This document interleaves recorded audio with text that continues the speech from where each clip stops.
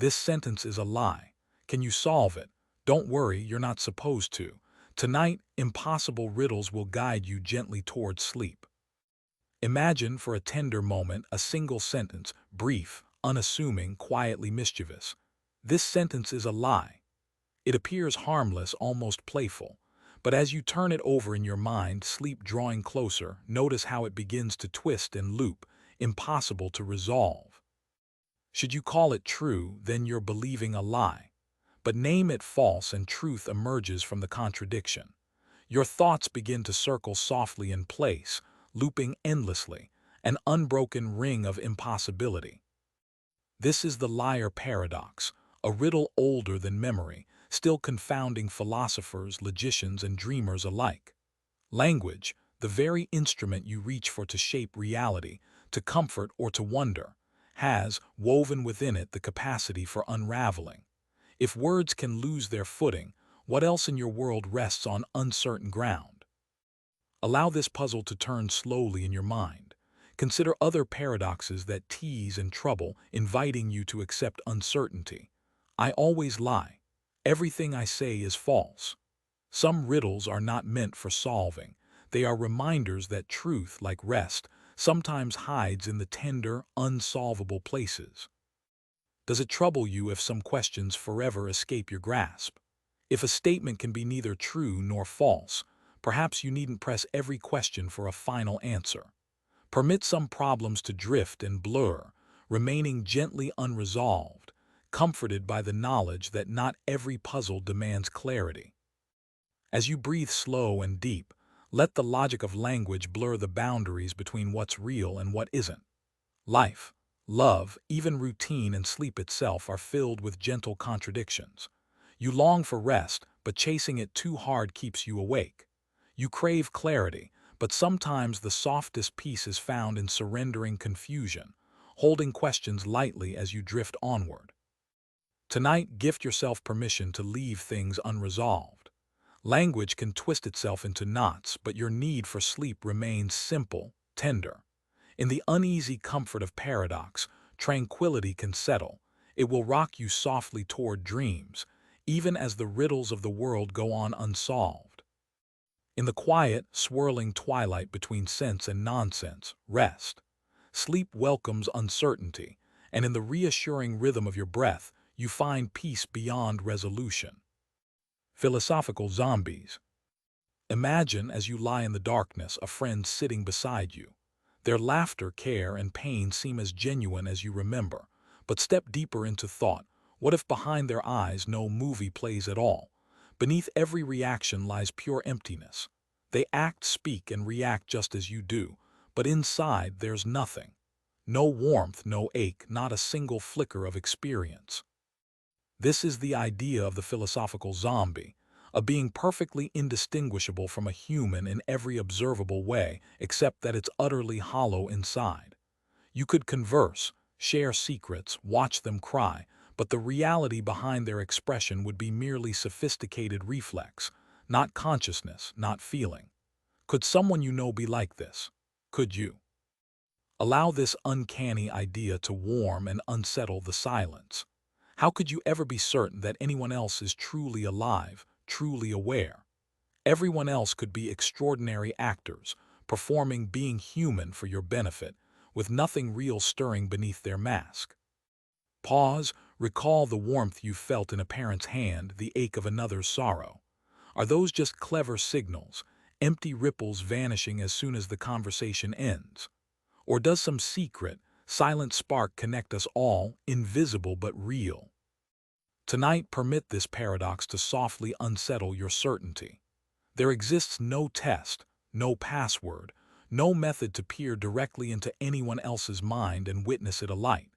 Yet the longing for connection is real, the hope that you are understood, embraced, and not alone in your experience.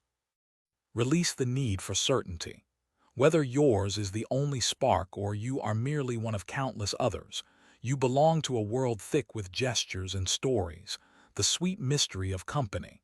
You can relax in your private theater of experience, comforted by the possibility, not the proof, of others dreaming near you in the dark. Your own awareness glows quietly, an inalienable mystery. Sleep in this small warmth. It belongs to you alone, unfalsifiable, unrepeatable, the one thing you can always hold. The paradox of moral luck. Allow your eyelids to grow heavy, the day slowly sliding into memory. It's time to consider something quietly unsettling. How much of who you are, your character, your choices, even your fate, might be determined by luck and accident, not effort or intention. Moral luck is the uncomfortable idea that the world's judgments of good and bad, of blame and praise, often rest on circumstance, seeds planted before you could speak, accidents of history, genetics, or the random motion of countless events. Imagine two drivers lost in thought on the same rainy evening. Both make the same small error. One drives on, unharmed, never noticing. The other meets with tragedy. The world forgives the fortunate and blames the unfortunate, though their actions mirrored each other. Allow this realization to unfold softly in your mind. How many of your strengths are the result of gifts you never chose? How many shortcomings were woven in before you first made a decision? You might want to be the author of your life, but beneath every choice are layers written by forces beyond your control. This is moral luck, a philosophical riddle that asks, if circumstance shapes so much, can anyone truly be blamed or praised? What becomes of justice, pride, or regret if they rest on such shifting sand? There's no firm comfort here. The desire to be entirely free and responsible rests beside the truth that fortune, both good and ill, stalks every step. But perhaps in accepting this, you can find kindness. Perhaps the gentlest gift is realizing that everyone is walking a high wire stretched between chance and choice, bravely pretending it was all their own making. Tonight, as you slip beneath the surface of sleep, permit moral luck to soften your judgments of yourself and of others. Imagine what ease comes when deserving and undeserving blend into a world shaped by both effort and accident. Here, surrender any need to understand, to control, to blame. Sleep, like fate, arrives not by merit but as a tender mystery. Allow it to take you lovingly into another roll of the cosmic dice.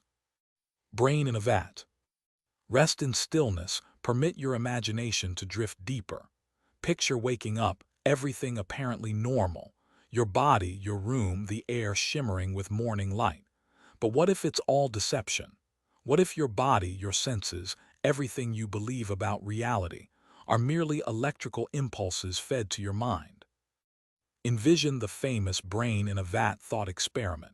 It's unsettling, perhaps the most disturbing of all. Suppose some untouchable scientist, or perhaps fate itself, has removed your brain and placed it in a jar. Your reality is simulated, every sensation carefully engineered, every memory, every dream, every moment of beauty or terror, merely code and current in someone else's laboratory. Allow the discomfort to ripple through you. How can you ever know if you're simply a brain floating in warm fluid, your experiences fabricated for an unfathomable purpose? Every test, every hunch, could itself be part of the illusion. Even these words, spoken softly as you fall asleep, might be merely another line in the script. Does it matter? Would the sweetness of music, the warmth in a loved one's embrace, or the pain of heartbreak be less real if they were simulated? If reality is built for you, crafted in secret, does your experience mean less, or does it shimmer with a peculiar kind of magic? Tonight, don't demand certainty. Accept the slim possibility that things are not what they seem. Permit the details of your day to melt into a softer, dreamier world where real and unreal lose their edge, where you, like that brain in a vat, are floating, comfortable in mystery, safe from the need to prove what lies beneath the surface. Consider how sleep weaves its own simulation, your mind conjuring vivid worlds, glittering and wild while your body rests. Tonight, allow yourself to rest in whatever reality you find. The dream is enough. The dreamer is always real, even if imagination rules the night. Release your grip, drift in the tender ambiguity. Allow sleep to hold you, whether you're in a body or a jar. letting the line between true and false blur until only peaceful comfort remains.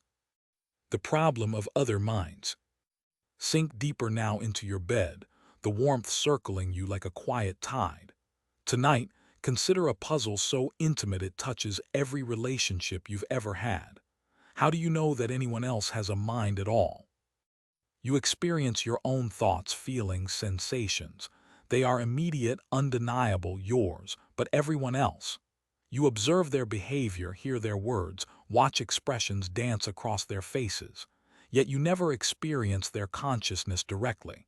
You infer it, assume it, hope for it, but you can never know it.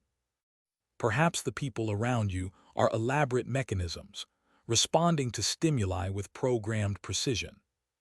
Perhaps their reports of feeling pain, joy, or wonder are merely learned responses, like a parrot repeating sounds without comprehension. The sunset that moves you to tears, does it truly move them, or do they simply know the correct words to say? This is the problem of other minds, and it applies to everyone: strangers, friends, family, lovers. Even those closest to you remain, in this sense, forever unknowable.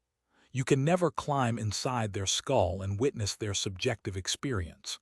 You can never be certain that the word red conjures the same inner experience for them as it does for you. Yet somehow you live as though you do know. You trust in the existence of other minds, not because you have proof, but because the alternative is unbearably lonely. Connection requires a leap of faith, believing that behind other eyes, something like your own awareness flickers and burns. Tonight, rest in this beautiful uncertainty. Whether others truly share your inner life or merely simulate it perfectly, you can still choose kindness, still offer warmth, still reach out across the unknowable distance. Your connections may be built on assumptions, but they are no less meaningful for it. As sleep approaches, release the need to verify what cannot be verified. Trust in the possibility of other minds and allow that trust to be enough. In the darkness, we are all mysteries to each other, and perhaps that mystery is what makes connection precious. Quantum superposition, living in multiple realities. Night deepens, the hush grows thicker. Allow your mind to drift into the shimmering uncertainty of quantum physics, a realm where reality itself can fracture, double, multiply, or even contradict. Picture the tale of Schrödinger's cat, a paradox so iconic it has become a fantasy for philosophers. A cat sealed away, uncertain. Inside, a particle may trigger poison or may not. Until the box is opened, the cat exists in both states simultaneously, both alive and dead, impossibly balanced in contradictory realities. Ask yourself, are there moments in your own life where multiple possibilities hover, not yet decided? Have you felt suspended between choices or selves, both hopeful and afraid, both known and unknown, waiting for the universe to collapse into certainty? At the smallest scales, the world is an ocean of potential. Every particle, every outcome is undecided until observed, alive in its maybes, its what-ifs and just possibles rather than final answers. Reality itself seems to wait, suspended, until consciousness looks and forces a decision. Some physicists whisper that every quantum decision creates new universes, branching endlessly. In one reality you chose left, in another right. In one you spoke, in another stayed silent. Countless versions of you exist across an infinite multiverse, each living out the roads not taken, each equally real, each unaware of the others. Allow yourself to rest inside this ambiguity. The world may be softer, stranger, more forgiving than you ever dreamed, built of probabilities, not certainties. Perhaps every choice, every thought, every secret wish is a shimmering field of infinite options, waiting for your observation to collapse them down into yes or no, here or gone. Sleep, too, plays in this quantum field. As your mind surrenders to rest, you become more than one, changing and unchanged, both alone and intertwined with others, certain and uncertain. Permit paradox to be your pillow. Rest where anything and everything is possible until morning comes and you become, for a while, just one version of yourself. Tonight, drift into the quantum dream. Trust the blurred boundaries. You are never only one thing, never only one story. You slip between realities with each peaceful breath, existing in superposition until dawn collapses you back into a single waking self. Sleep now like a quantum particle, unobserved, held tenderly in all the worlds you could be, until light calls you to collapse into a new day. Mary's Room and the Knowledge Paradox. Fall deeper into the night, allowing each breath to grow softer. Now, step into the story of Mary, a brilliant scientist who has spent her entire life locked in a room without color, learning everything about color from the safe remove of study and theory. Mary knows all the facts, the wavelengths of light, the intricate workings of vision, the neural magic of perceiving red. She understands color more completely than most people ever will, yet she has never once looked upon the world's vividness. The day she leaves her grayscale room, she encounters a blazing red apple, and in that instant learns something new and unspeakable, what red feels like. This is Mary's Room, the Knowledge Paradox. It asks, can you know everything there is to know about something and still lack its essence? What is the value of experience, tender, wild, irreplaceable, over mere information? Consider the mysterious depth that exists in feelings that cannot be charted or explained. The taste of your favorite meal, the swell of sadness for someone far away, the peculiar joy of being held. These are qualities, qualia, philosophers call them, that resist description. No textbook can teach you what chocolate tastes like if you've never eaten it. No diagram can convey the precise sensation of your lover's hand in yours. Perhaps there are two kinds of knowledge: the knowledge of facts which can be written and shared, and the knowledge of experience which must be lived, which belongs only to the person who feels it. Mary knew everything about red except the only thing that matters, what it's like to see red. Tonight, permit this paradox to bring softness. Sleep, like consciousness, is an experience, immediate, secret, delicate. The need to explain melts away. Your private sensations, your unrepeatable moments, are treasures no diagram can share, no words can capture. Drift gently into the unknown, comforted by the limits of knowledge. You needn't explain sleep. You simply need to feel what it is to release, to trust, to experience rest from the inside. You are Mary, stepping out of the room of wakefulness into the vivid color of dreams. For all that facts can give, only you can know what it means to feel this peace, in this moment, in a world that only your senses can touch. That private knowing is yours alone, and it is enough. The Chinese Room Argument. Settle deeper now, your body melting into the mattress, as we explore a puzzle about understanding and consciousness. Imagine a person who speaks no Chinese, locked in a room with a comprehensive rulebook. Chinese symbols come in through a slot, and using the rulebook, the person manipulates symbols according to complex rules and passes responses back out. To outside observers, the room appears to understand Chinese perfectly, questions in, sensible answers out. But the person inside understands nothing. They're merely following rules. When you see this symbol, write that symbol. They have no idea what any of it means. Philosopher John Searle created this thought experiment to challenge the idea that computers could ever truly understand or be conscious. A computer running a translation program is like the person in the Chinese room, manipulating symbols according to rules, with no genuine comprehension of meaning.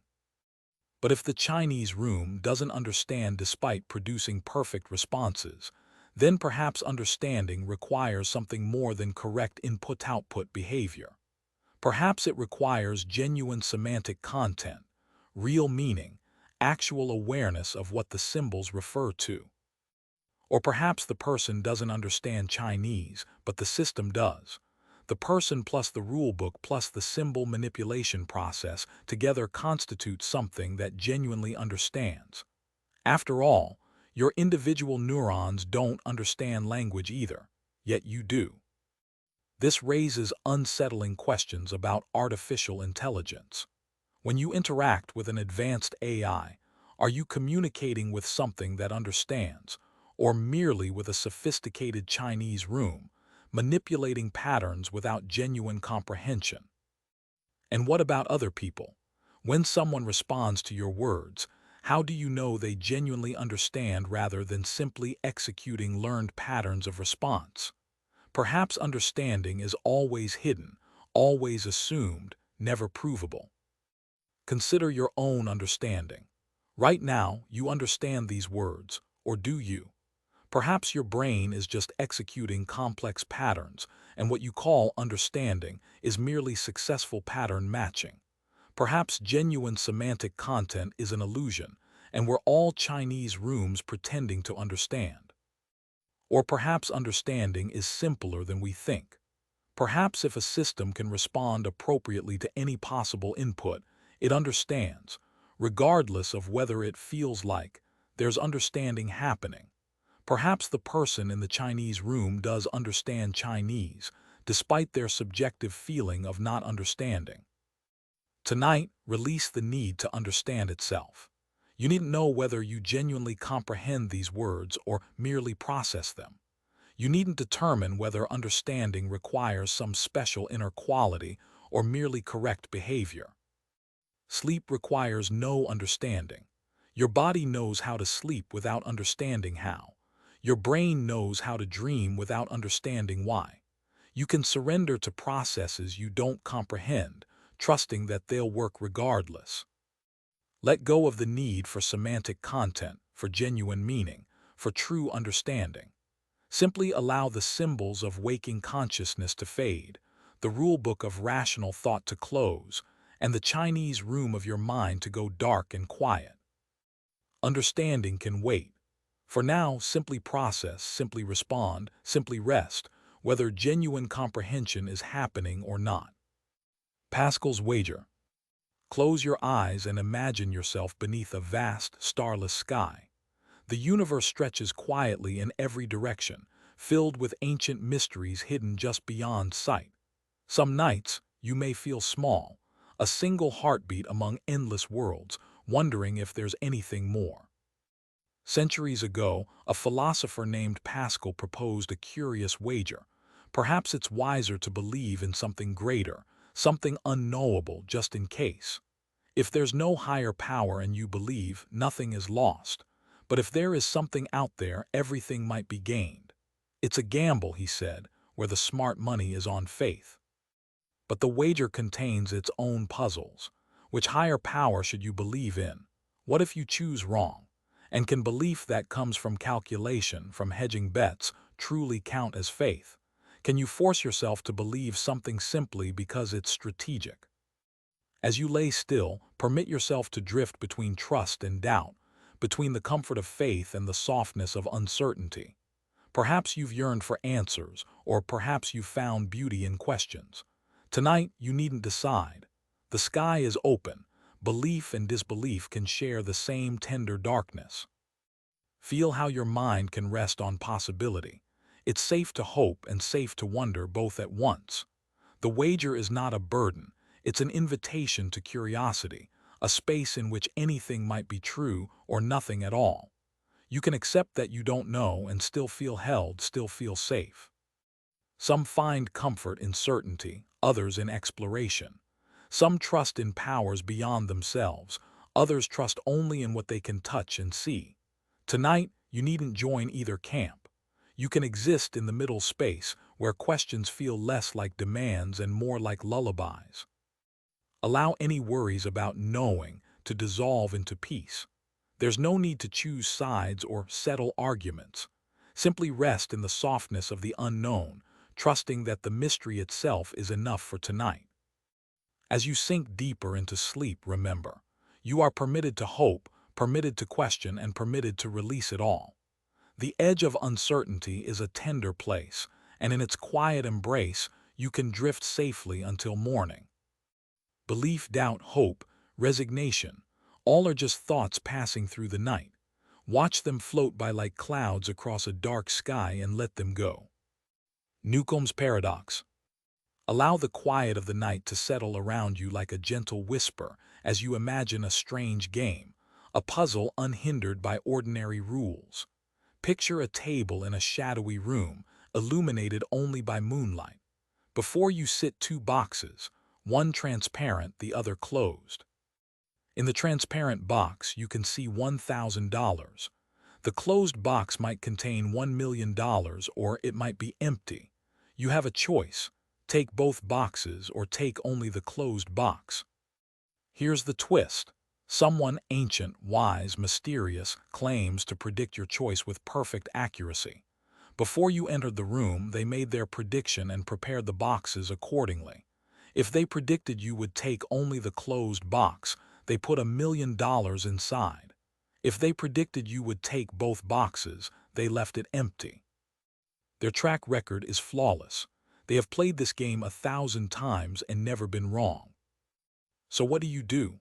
Logic pulls in two directions. On one hand, the prediction has already been made. The boxes are already prepared. The past is fixed. Taking both boxes guarantees you at least get the 1,000 and possibly the million too. On the other hand, everyone who has taken only the closed box has walked away a millionaire, while those who took both got only 1,000. Are your choices free, or are they predictable? Can you outwit perfect prediction, or does trying to outsmart it simply prove that you're predictable after all? This is Newcomb's paradox, and it tangles free will with determinism, trust with greed, faith with reason. There is no clear answer, no resolution that satisfies everyone. Different philosophers choose differently, and each insists they're right. As sleep draws nearer, permit this paradox to drift through your mind without urgency. There's beauty in not knowing, in letting choices unfold like petals in the tender dark. Some things are decided before we act. Some are shaped by our heart's quiet wishes. This night, you are both the chooser and the chosen, both free and predicted, floating serenely between possibility and peace. You needn't solve this puzzle or choose a box. Allow the gentle uncertainty to carry you away. There is no rush, no expectation, only the slow rhythm of rest. With every breath, surrender to the soft flow of chance, trust, and mystery. In the stillness, both boxes belong to you, and whatever dreams hide inside, you are safe to discover them at your own pace. The game can wait. For now, simply rest, knowing that whether your choices are free or fated, sleep will find you just the same. The Sleeping Beauty Problem. Allow your eyelids to grow heavy as the world becomes softer, quieter, more distant. Now imagine, somewhere in the deep hush of slumber, you're part of a delicate experiment. You fall asleep one evening, calm and content, but when you wake, you cannot tell if it's the first morning or the second, or the 100th time you've greeted dawn. Every waking feels mysteriously familiar. Warm light, gentle air, the slow music of a world stirring back to life. Is this the start of a new day? Or have you lived this moment again and again, memories tucked away by unseen hands, only to be returned once more? The Sleeping Beauty Problem asks, what should you believe about probability when you might be living the same moment repeatedly? If you wake without knowing which waking this is, how should you think about likelihood, about chance, about the odds that this is new versus familiar? Philosophers debate this endlessly. Some say the probability stays the same regardless of how many times you wake. Others say each waking should update your beliefs. There is no consensus, only different frameworks for thinking about uncertainty when memory fails. But perhaps, in the gentle hours before sleep, the question itself becomes less important than the feeling it evokes. Time becomes soft and blurry. Moments loop and fold over themselves, each indistinguishable from the last. You find comfort in not needing to know the tally of your days. Consider how every night you return to sleep not entirely certain you'll wake, and every morning you wake not entirely certain you've been here before. Memory is fragile, time is strange, and consciousness flickers on and off like a candle in the wind. The steady rhythm of breath, the gentle pulse of sleeping and waking holds you safe. No need for counting, no need for urgency. Each moment is fresh, even if it's familiar.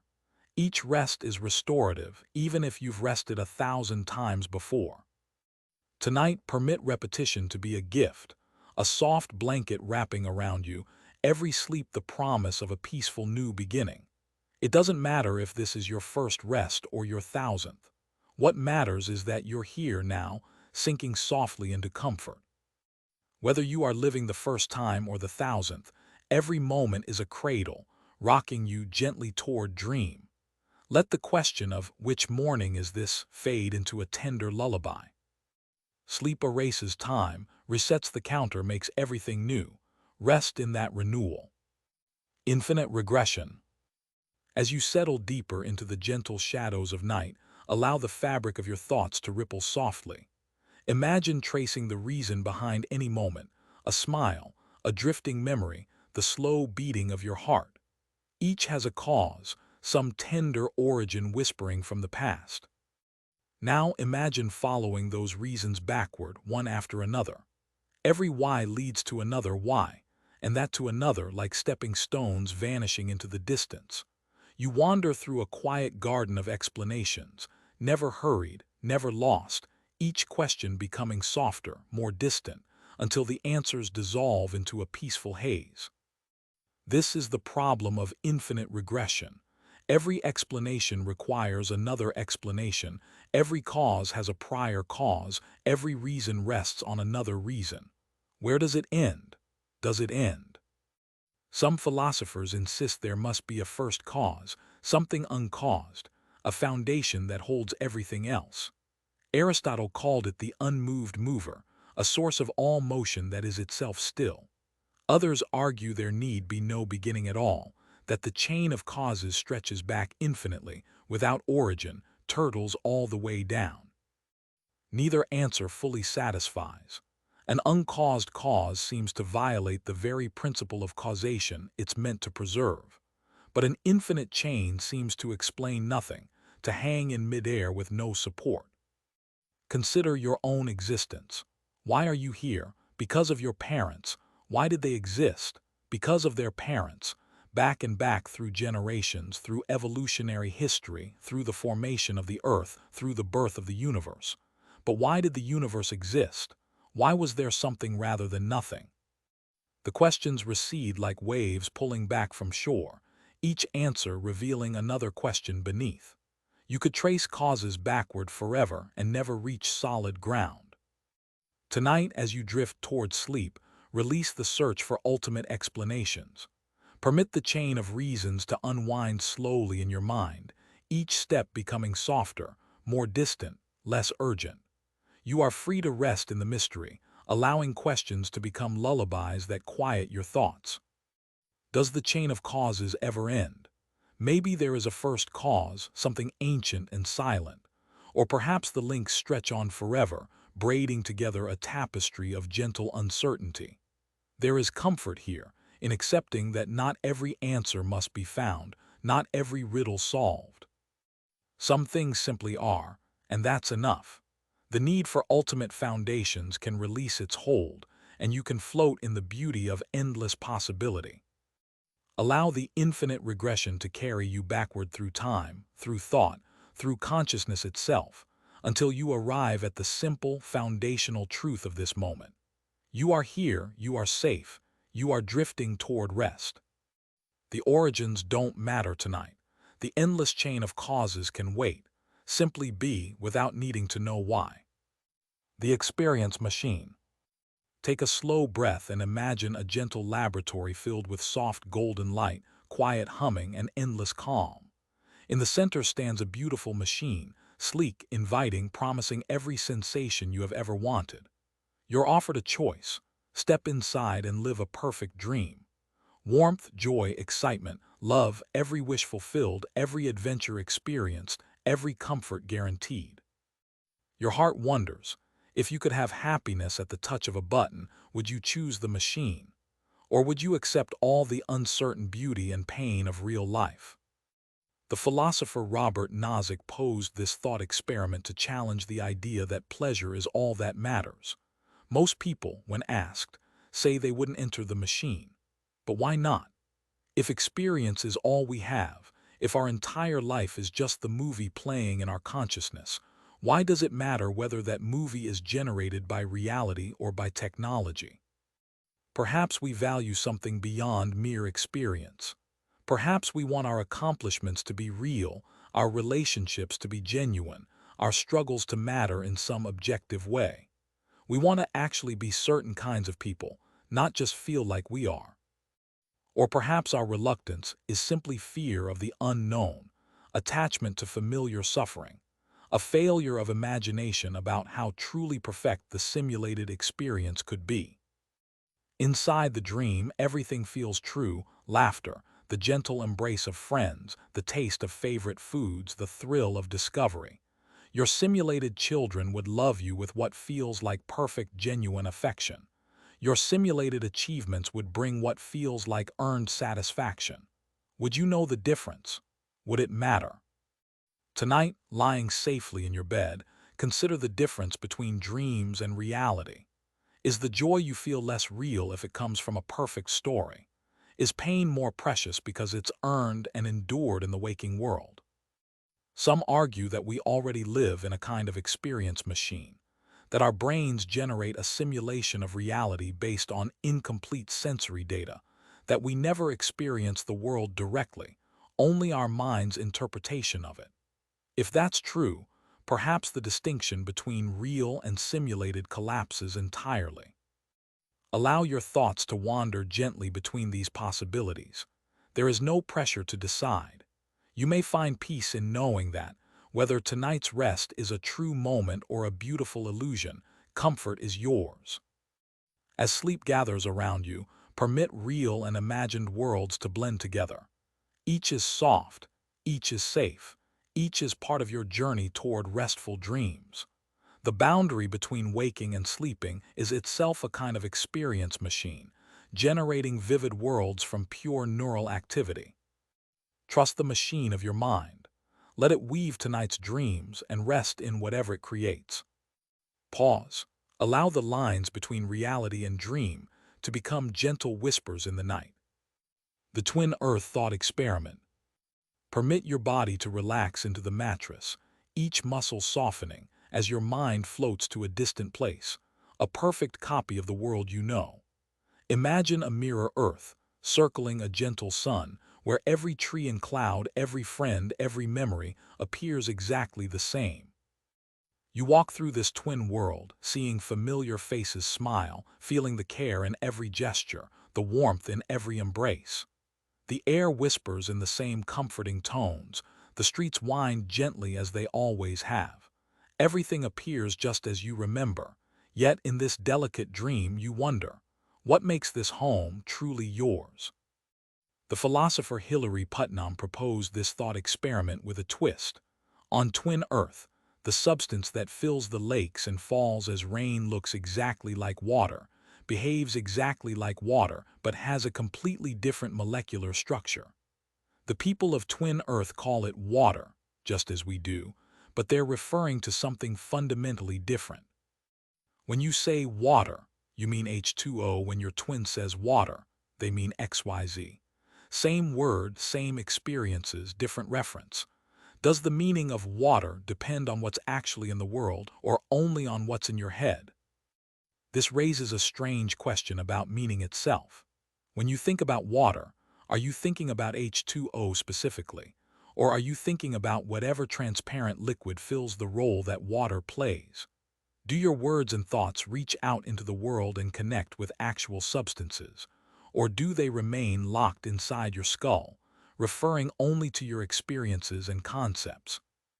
If every blade of grass, every laugh, every quiet moment was perfectly copied, would the feeling inside you change? Would your favorite places still hold the same magic, or would they feel subtly different, strange beneath the surface? Perhaps meaning is like home.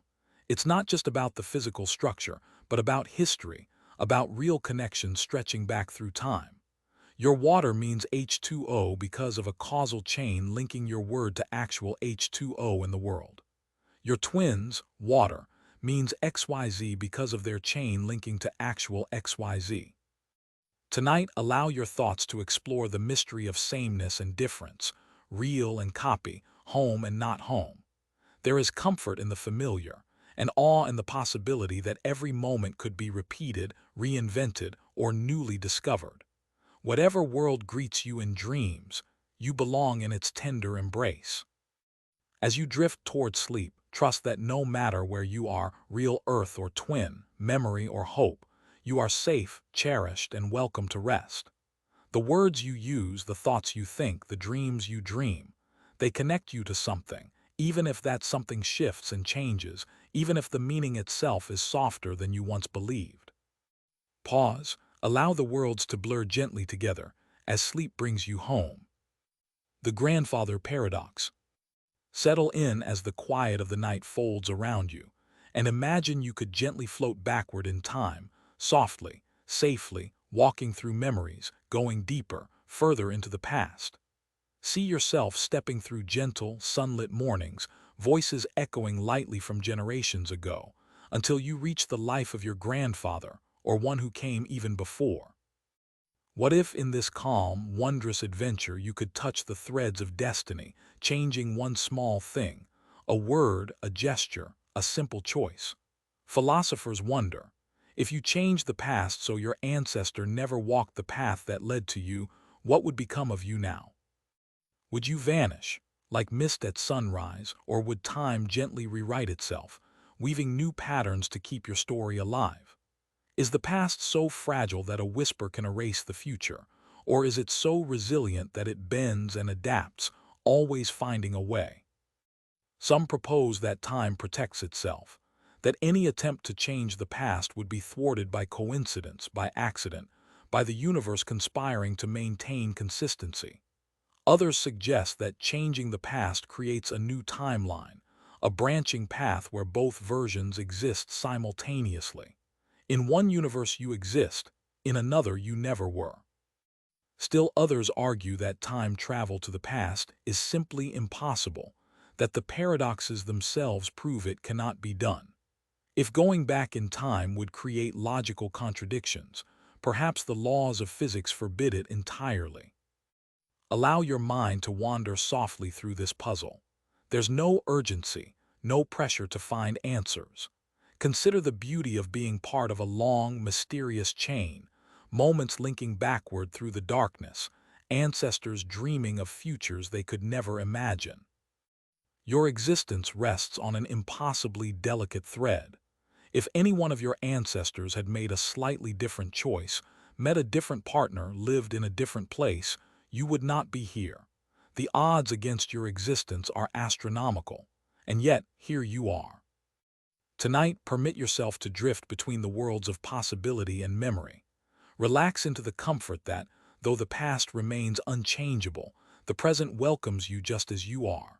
You don't need to worry about paradoxes or time loops. You are here, now, solid and real, a product of countless choices made by countless people you'll never meet.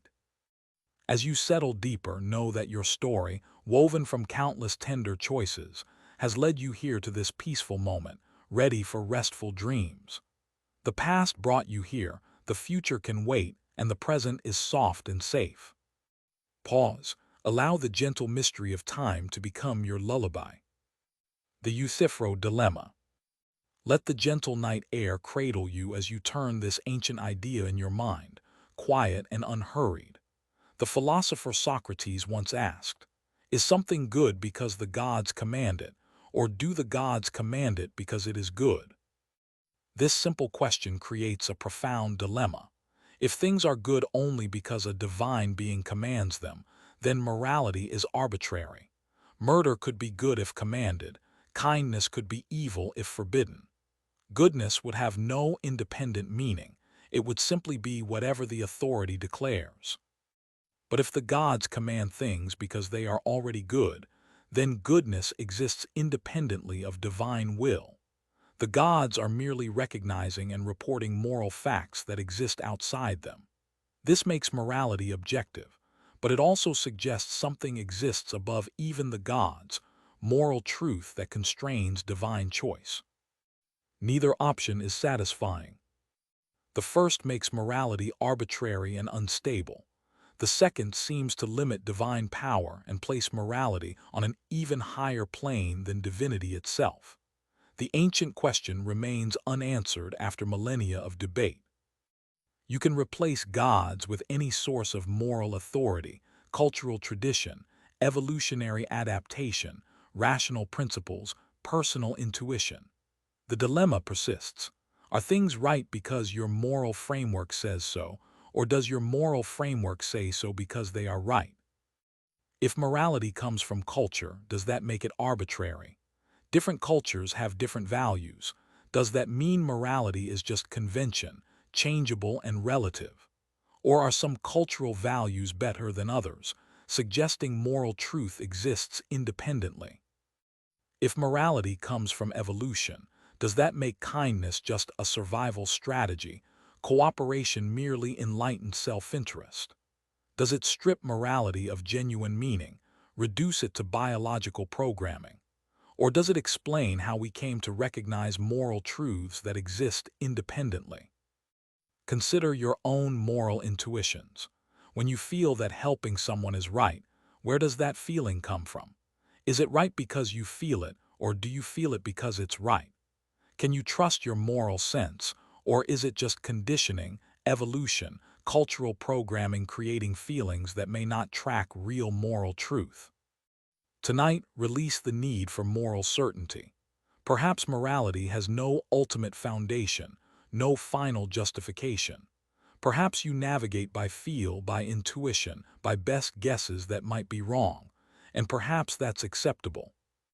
You needn't solve the Euthyphro Dilemma to act morally tomorrow.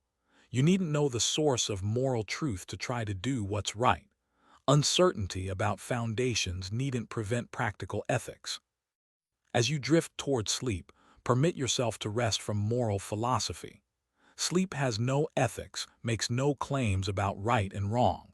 It simply is necessary, restorative, morally neutral territory where you can exist without judgment. Allow the question to dissolve.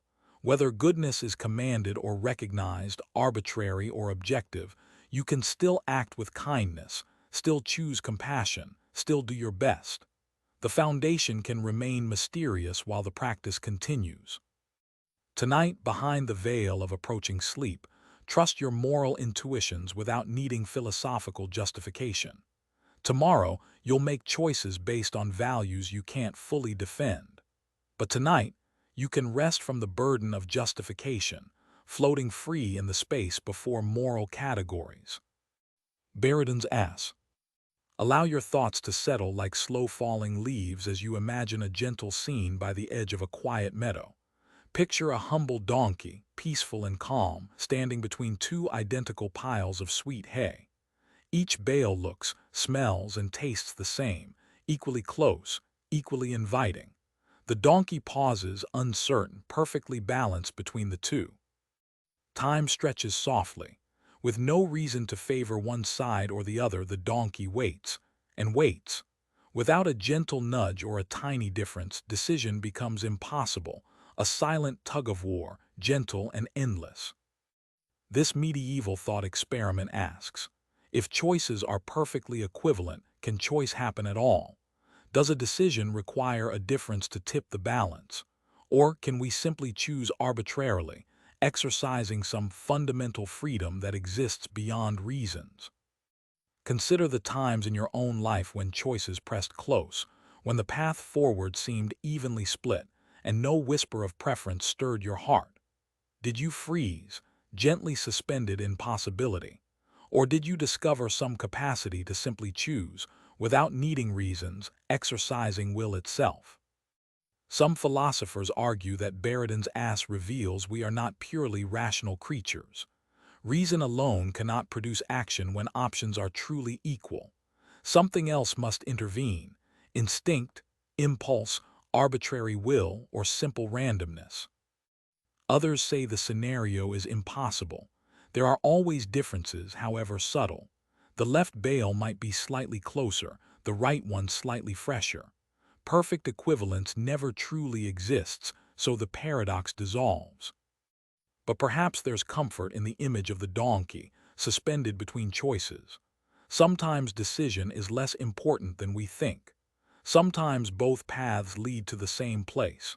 Sometimes waiting, pausing, resting in indecision is itself a valid response. Tonight, grant yourself permission to release hurried choices.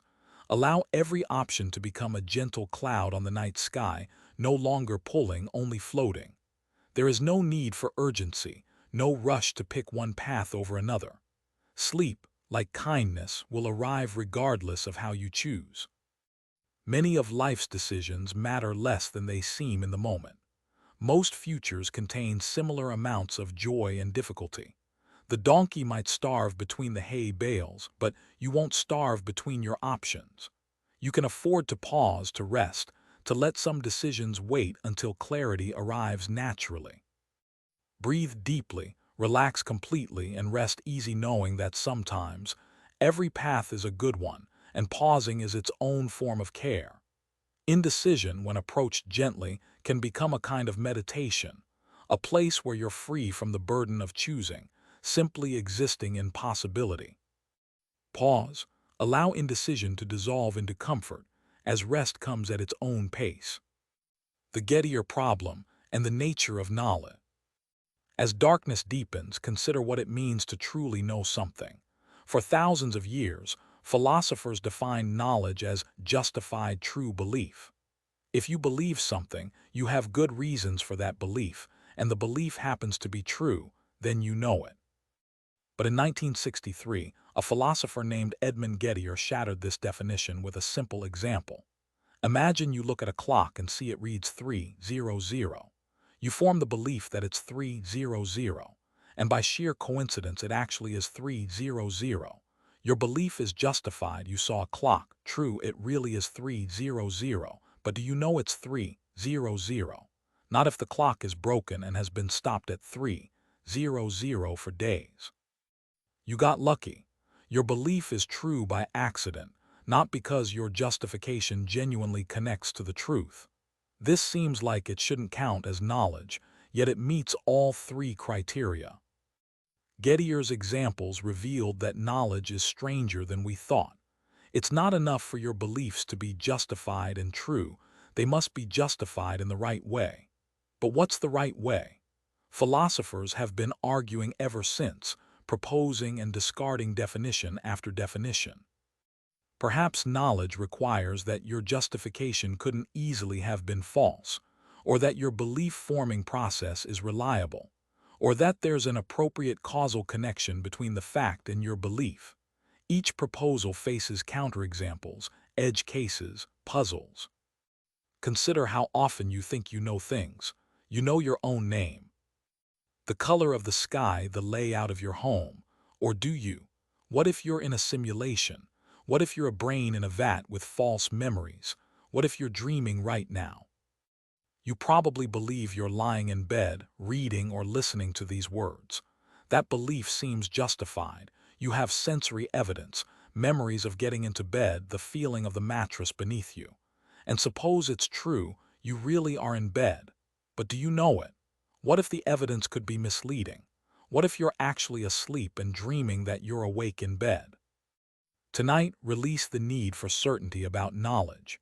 Perhaps perfect knowledge is impossible, and we live in a world of reasonable beliefs, probable truths, and good enough justifications.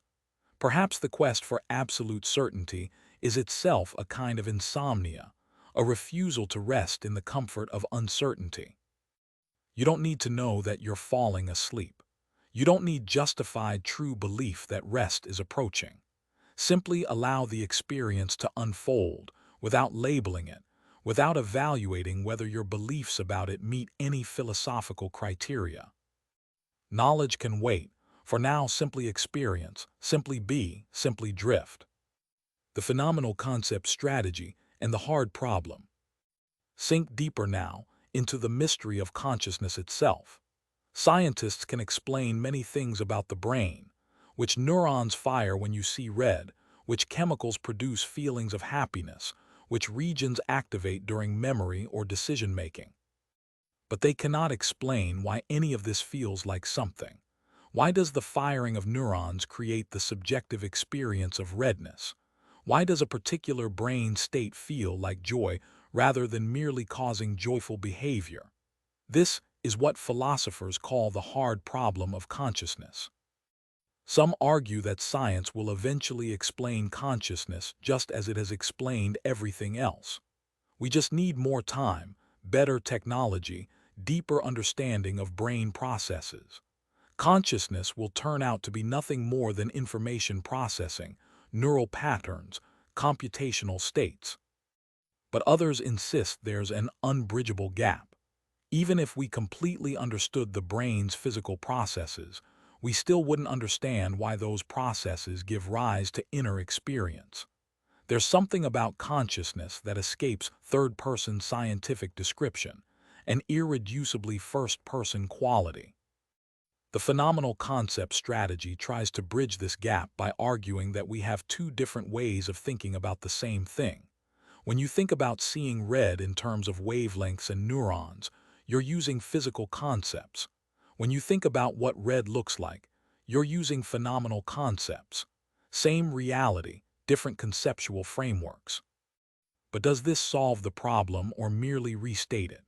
If physical and phenomenal concepts are truly different, doesn't that suggest consciousness is something over and above physical processes? Consider your own consciousness right now. You're experiencing these words, perhaps feeling the weight of your body, noticing thoughts arising and passing. There is something it is like to be you, right now. That something it is like seems to be a fact about the world, yet it's a fact that appears in no physics textbook. Is your consciousness a fundamental feature of the universe, like space and time? Or is it somehow generated by non-conscious matter arranged in particular ways? Is it unique to biological brains, or could silicon computers become conscious too? Could consciousness exist without any physical substrate at all? Tonight, rest in the mystery of your own awareness. You don't need to explain consciousness to experience it. You don't need to solve the hard problem to enjoy the soft problem of falling asleep. Your inner experience is undeniable, even if it's inexplicable. That glowing awareness, that private theater of sensation and thought, it's yours, it's real, and it's enough. Allow the hard problem to soften into the easy experience of simply being conscious, drifting, dissolving into sleep. Explanation can wait. Understanding can rest. For now, simply experience the inexplicable fact of experience itself. Parfit's fission problem and personal identity. Let your mind drift now into questions of identity. What makes you the same person you were yesterday, the same person you were 10 years ago, the same person you'll be tomorrow? It can't be your body, every cell is replaced over time. It can't be your memories, they fade and change and sometimes fail entirely. It can't be your personality, you've grown, changed, become different than who you once were. Derek Parfit proposed a thought experiment to test our intuitions about identity. Imagine your brain could be divided and each half transplanted into a new body. Both resulting people would have your memories, your personality traits, your sense of being you. Which one is really you? Perhaps both, or perhaps neither. Or perhaps the question itself is confused, asking for a definite answer where only vagueness exists. Personal identity might not be the clear, bright-line thing we imagine. It might be fuzzy, gradual, a matter of degree rather than kind. Parfit went further and suggested that personal identity might not matter as much as we think. What matters is psychological continuity, that your future selves will have thoughts, memories, and values connected to your present self. Whether there's some metaphysical essence that persists through time might be irrelevant.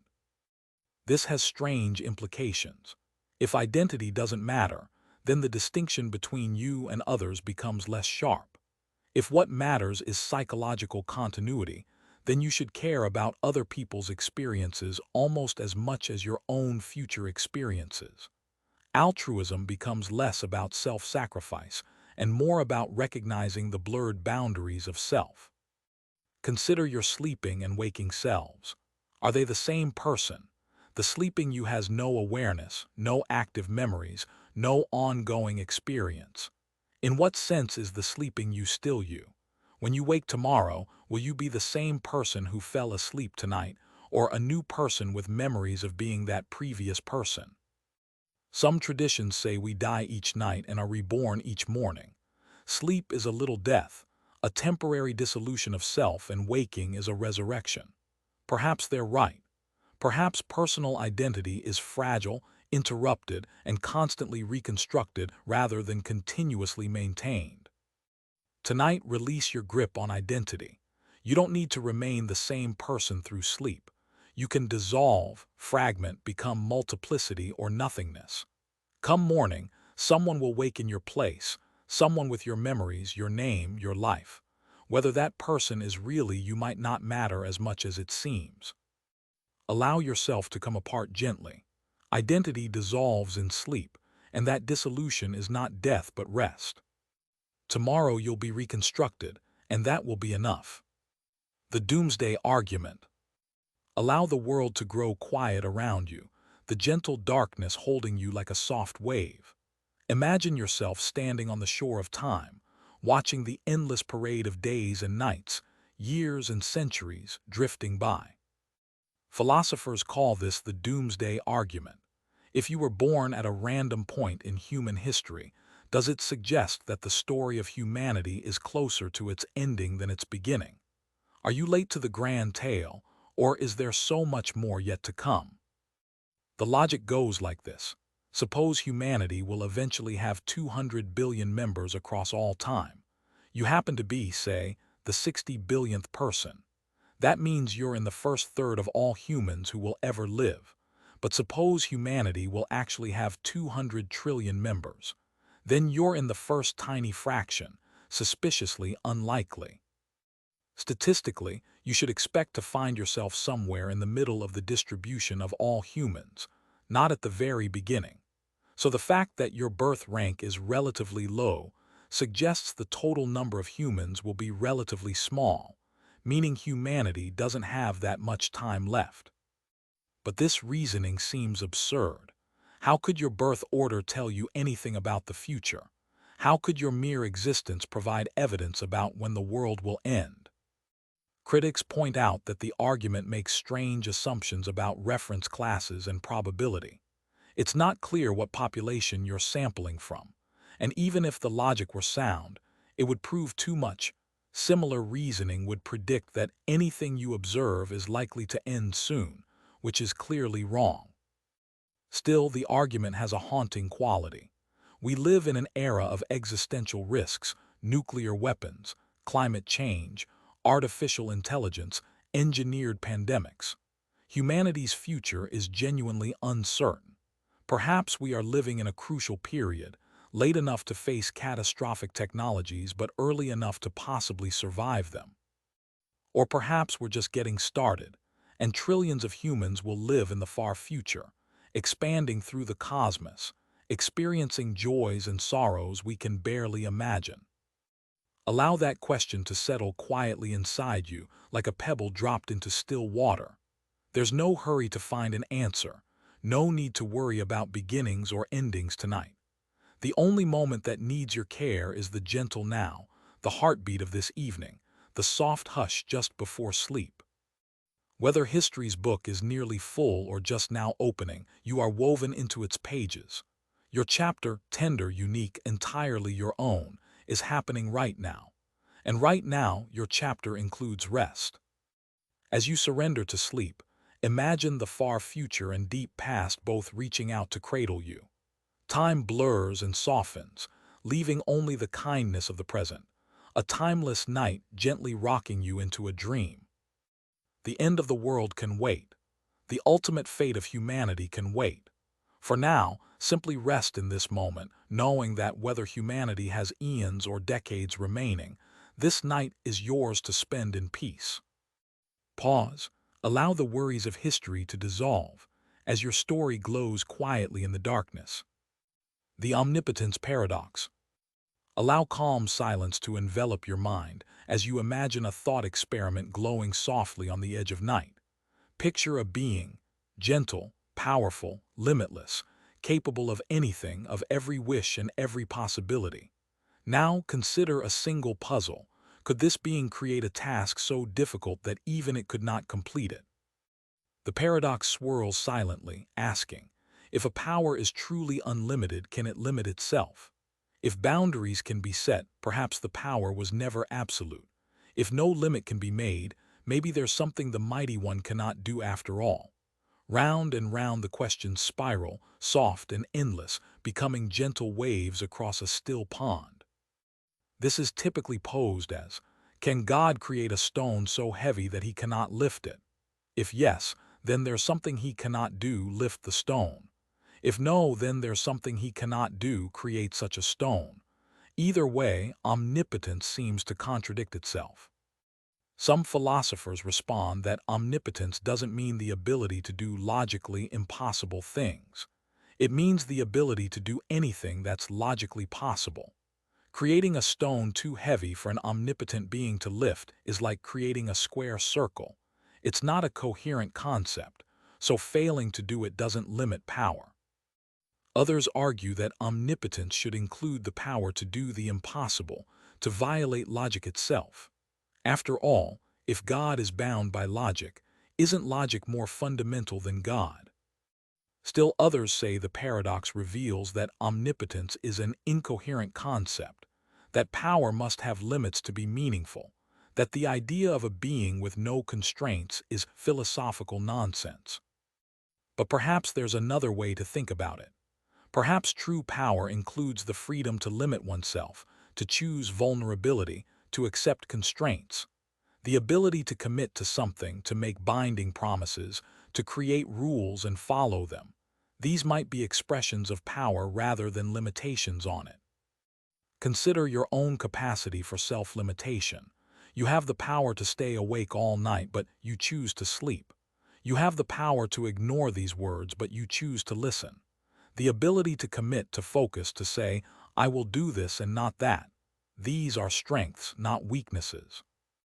You needn't solve this riddle or trace its twisting path through logic.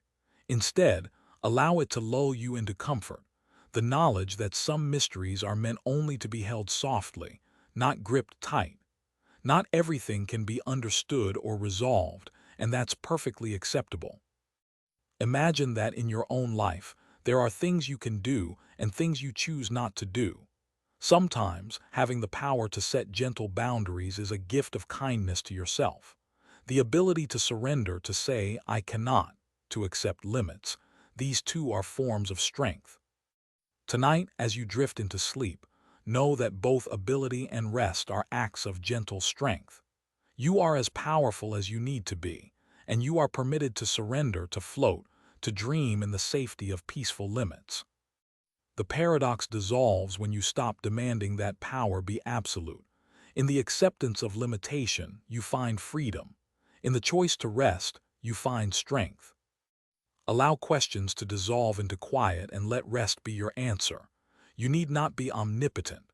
You need only be human, finite, capable of sleep. Pause. Allow boundless possibility and gentle surrender to carry you deeper into rest. The simulation argument. Allow yourself to melt into comfort as another layer of mystery unfolds beneath your closed eyes. Imagine, for a gentle moment, a universe bustling with countless worlds, some real, many simulated, all alive in their own way. The philosopher Nick Bostrom proposed a simple but haunting argument. At least one of these three statements must be true. First, almost all civilizations destroy themselves before developing the technology to run detailed ancestor simulations. Second, advanced civilizations have the capability, but choose not to run such simulations. Third, we are almost certainly living in a simulation right now. The logic is straightforward.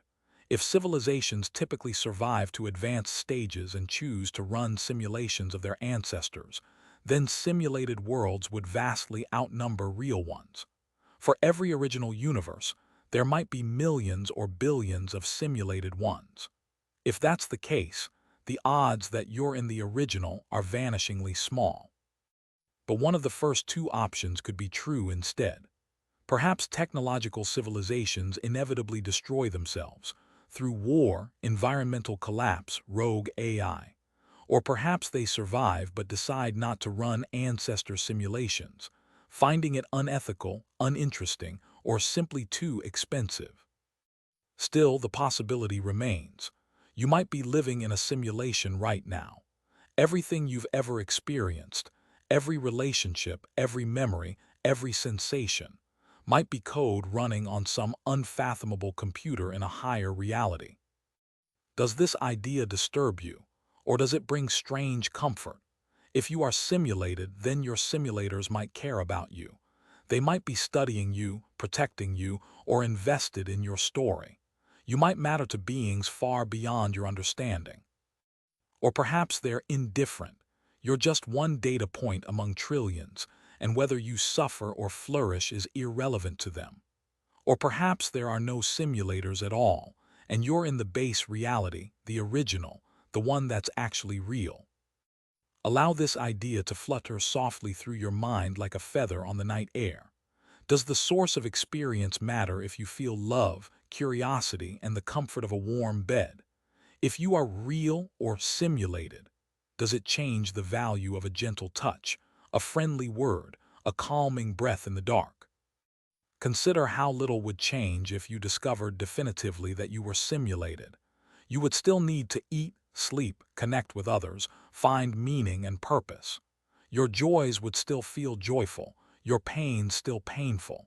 The quality of your experience would remain unchanged. Perhaps that's the deepest answer to the simulation argument. It doesn't matter. Whether the universe is made of matter or information, whether you're hardware or software, the fact of your experience remains. You are real to yourself, and that's the only kind of real that truly counts. Tonight, blend boundaries between reality and imagination. Allow yourself to rest in the possibility that every world is precious to its dreamers, every story a gift to its listener. Base reality or simulation, you are experiencing something rather than nothing, and that is miraculous either way. As slumber draws close, the worry about what's real or virtual is itself a gentle frontier, a place where curiosity can settle and sleep can begin. You are safe, you are cared for, you are cherished, no matter which world holds you in the quiet hours of the night. If you are simulated, then sleep is a part of your programming, a necessary subroutine for processing the day's experiences. If you are real, then sleep is a biological necessity, a time for your brain to consolidate and repair. Either way, you need it.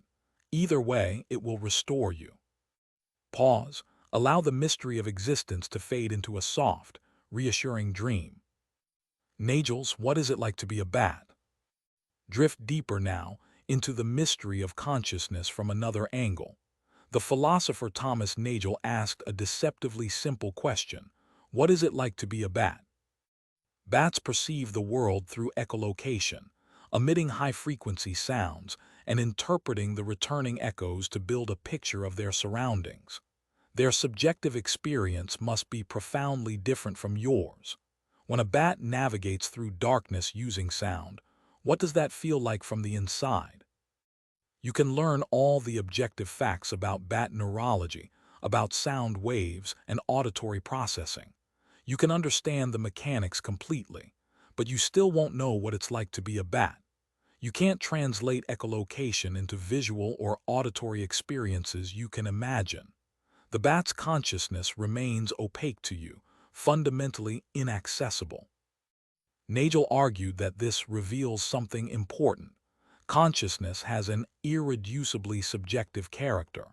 There's something it's like to be a conscious creature, and that something cannot be fully captured by an objective, third-person description. This matters for understanding consciousness, because it suggests that purely physical explanations might always leave something out. Even if you completely understand the physical processes in a bat's brain, you still wouldn't understand the bat's subjective experience. There's an explanatory gap between physical processes and felt experience. Now extend this further. What is it like to be you? What is it like to be the person lying in bed right now, gradually drifting towards sleep? You know immediately, intimately what it's like, but you can never fully convey this to anyone else. Your consciousness is private, first person, knowable only to you. Consider how different your experience might be from others. When you see blue, does it look the same to you as it looks to someone else? When you feel pain, is the quality of that feeling identical to another person's pain? There's no way to know. Each consciousness is an isolated island, forever cut off from direct contact with other islands. Yet somehow, despite this isolation, you find connection. You recognize emotions in others' faces, respond to their words, sense their moods. You bridge the gap between consciousnesses through empathy, imagination, and trust. You can never truly know what it's like to be another person, but you can care anyway. Tonight, rest in the uniqueness of your own experience. What it's like to be you, right now, gradually surrendering to sleep. That's a fact about the universe that only you will ever fully know. Your consciousness is precious precisely because it's singular, unrepeatable, yours alone. You needn't wonder what it's like to be a bat, or a cat, or another human. Simply be yourself, experiencing your own private stream of awareness as it gradually slows, quiets, and dissolves into sleep. There's something it's like to be you, and tonight, what it's like is peaceful, heavy, drifting. Allow that experience to be enough. You are the only one who will ever know this exact feeling. This precise moment. It belongs to you, and it's yours to release as you sink into unconsciousness. The Gavagai problem and radical translation. As you settle deeper, consider how mysterious communication truly is. Imagine an anthropologist observing a remote tribe whose language is completely unknown. A rabbit runs by, and a native speaker says Gavagai. The anthropologist naturally assumes this means rabbit. But does it? Perhaps Gavagai means undetected rabbit part, or rabbit stage in the life cycle of a rabbit, or lo, rabbithood is being instantiated, or there goes dinner. All these interpretations fit the same observational data. The word is spoken when rabbits appear. Philosopher Willard Van Orman Quine used this example to show that translation between languages is always underdetermined by evidence. You can never be completely certain what someone else's words mean, because multiple incompatible interpretations can fit all possible observations. This applies even within your own language. When someone says love or justice or consciousness, do they mean the same thing you mean? Perhaps their concept carves up reality differently, refers to something subtly distinct, yet you'd never notice because in practice your uses mostly align. Consider how much of communication rests on a charitable assumption. You assume others use words roughly as you do, think roughly as you think, experience roughly as you experience. But you can never verify this. Every conversation requires a leap of faith, trusting that meaning is actually being shared, not just coordinated behavior occurring. Perhaps perfect communication is impossible. Perhaps we're all slightly isolated in our own conceptual schemes, our own ways of carving up reality into categories and meanings. We gesture across the gap between minds, hopping understanding occurs, never quite certain it does. Or perhaps meaning is more stable than Quine suggested. Perhaps most concepts refer clearly enough that translation, while imperfect, is genuinely possible. Perhaps charity in interpretation isn't blind faith but recognition of our shared human nature, our common ways of experiencing and categorizing the world. Tonight, release the need for perfect understanding. You needn't verify that these words mean exactly what you think they mean. You needn't confirm that your interpretation matches the intended meaning. Simply allow the sounds and symbols to wash over you, creating whatever effect they create, meaning whatever they mean. Sleep requires no translation. Your body understands rest without language. Your brain understands dreams without interpretation. You can surrender to processes that occur before and beneath linguistic meaning. When you hear Gavagai, you needn't determine whether it means rabbit or rabbit part or rabbit appearance. You can simply let the sound exist, connecting to whatever concept naturally arises, trusting the process without demanding certainty. Communication may be radically underdetermined. Understanding may be forever approximate, but connection happens anyway mysteriously across the unbridgeable gap between minds. Tonight exists in that gap, in the space where meaning becomes uncertain, and communication breaks down into pure sound, pure sensation, pure experience before categories and concepts impose their uncertain structure. Rest in the prelinguistic, in the space before Gavagai, means anything at all. Simply be, without needing to translate existence into understanding. The Repugnant Conclusion. Drift now into the realm of ethics and populations, where philosopher Derek Parfit discovered a deeply unsettling implication of utilitarian thinking. Imagine two possible futures. In one, 10 billion people live lives of exceptional quality, rich with happiness, meaning, love, and fulfillment. In the other, 10 trillion people live lives barely worth living, containing just slightly more pleasure than pain, just enough satisfaction to be marginally better than non-existence.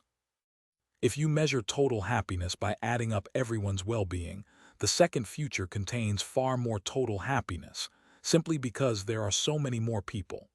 By utilitarian logic, you should prefer it, but this seems deeply wrong. A vast population living mediocre lives seems worse than a smaller population flourishing. Parfit called this the repugnant conclusion. For any possible population of people living wonderful lives, there's a better outcome consisting of vastly more people whose lives are barely worth living. Taken to its extreme, the best possible world would be one packed with as many beings as possible, all existing at the minimal threshold of positive experience. This conflicts sharply with our intuitions. We don't think it would be good to fill the universe with barely happy beings. We think quality of life matters, not just quantity. But how do you balance these values? Is a world with 10 happy people better or worse than a world with 1,000,000 people who are slightly happy? Some philosophers reject the simple addition of well-being that leads to this conclusion. They argue for average utilitarianism instead, trying to maximize average happiness rather than total happiness. But this has its own problems. It suggests that killing all unhappy people would be good, since it would raise the average. Others suggest that there are different kinds of value that can't be traded off against each other. Exceptional lives aren't just more valuable in degree. They're valuable in a different way that can't be outweighed by any number of minimal lives. Consider what this means for your own life. Should you aim for intense peaks of happiness, even if they come with valleys of despair? Or should you prefer a steady, moderate contentment? Is a life with great highs and lows better or worse than a life of gentle, consistent peace? Tonight, you needn't answer these questions. Simply notice how your intuitions about value, about what makes life worth living, resist simple quantification. Some things matter in ways that can't be measured or added up. As you drift toward sleep, release the need to calculate or optimize. Your life has value not because it maximizes some total, but because it's yours, because it's experienced from the inside, because it's irreducibly qualitative. Sleep offers neither great happiness nor misery, but something different: absence, rest, renewal. Its value can't be measured on the same scale as waking experiences. It's valuable in its own way, and tonight, that's exactly what you need. Allow the repugnant conclusion to remain repugnant, the paradox unresolved. Rest in the knowledge that some values resist calculation, and sleep is one of them. Newcomb's problem and causal decision theory. Settle now into a thought experiment about free will and prediction. Picture a table in a shadowy room, illuminated only by moonlight. Before you sit two boxes, one transparent containing $1,000, the other opaque that might contain 1 million or nothing. Here's what you know. An extraordinarily accurate predictor analyzed your psychology yesterday and made a prediction. If they predicted you'd take only the opaque box, they placed 1 million inside. If they predicted you'd take both boxes, they left it empty. Their accuracy rate is nearly perfect. They've played this game thousands of times and been wrong only a handful. What do you choose? One line of reasoning says, the prediction was made yesterday. The boxes are already set. Whatever's in the opaque box is already there. Taking both boxes guarantees you get at least $1,000 and possibly $1,001,000. Taking only the opaque box risks getting nothing. The rational choice is clearly both boxes. But another line says, look at the track record. People who take one box almost always get 1 million. People who take both almost always get only 1,000. You want to be the type of person the predictor predicted would take one box. The rational choice is clearly the opaque box alone. This isn't just about prediction. It's about what kind of decision-making makes sense. Causal decision theory says you should consider only the causal consequences of your choice now. Since your choice can't causally affect what's already in the box, you should take both. Evidential decision theory says you should consider what your choice is evidence of. Since taking one box is evidence that you're the type of person the predictor thought would take one box, you should take one. Most philosophers split on this with no clear consensus. Some insist causation is what matters. Your choice can't change the past, so maximize based on current causation. Others insist the evidential correlation is too strong to ignore. You should make the choice correlated with the best outcome, even if it doesn't cause it. But perhaps the real puzzle is about free will. If the predictor can predict your choice with near-perfect accuracy, are you really free? Or are you simply playing out a predetermined script, believing you're choosing but actually just executing programming the predictor already read? Consider how this applies to your life. Do you make free choices, or do your choices simply express your character, your history, your neural patterns, all of which were set before you decided? If someone knew you perfectly, could they predict every choice you'll ever make? Tonight you face a simpler choice. Surrender to sleep or resist it. But perhaps this too is predetermined by your tiredness, your habits, your neurochemistry. Perhaps the choice is already made and you're simply discovering what you were always going to do. Or perhaps you're genuinely free, able to choose in ways that escape prediction, to surprise even perfect observers. Perhaps your will is ultimately uncaused, spontaneous, yours alone. Either way, the experience feels the same. Whether your choice to sleep is free or determined, whether a perfect predictor could foresee it or not, you still experience it as your choice, your surrender, your decision to let go.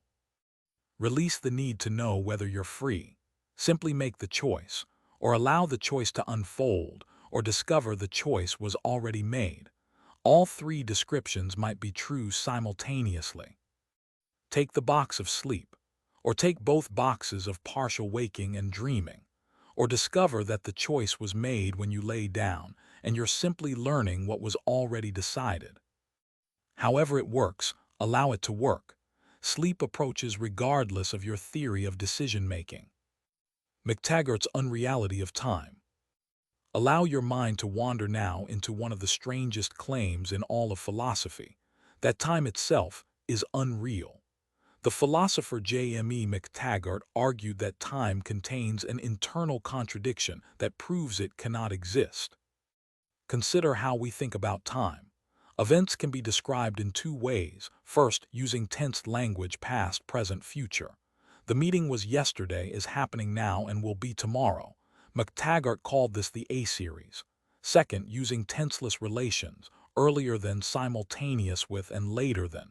The meeting is earlier than dinner, later than breakfast. This is the B-series. The A-series seems essential for real time. If events don't move from future to present to past, if there's no genuine now that shifts forward, then time isn't really flowing. It's just a static ordering of events. But the A series contains a contradiction. Consider any event, say your birth. It was future before it happened, then present while happening, then past ever since. But these properties, being future, present, and past, are incompatible. Nothing can be both future and past simultaneously. Yet every event must have all three properties at different times. Ah, but you said at different, using time to explain the change in temporal properties. Your birth is past now but was present then. But now and then are themselves temporal terms requiring the same analysis.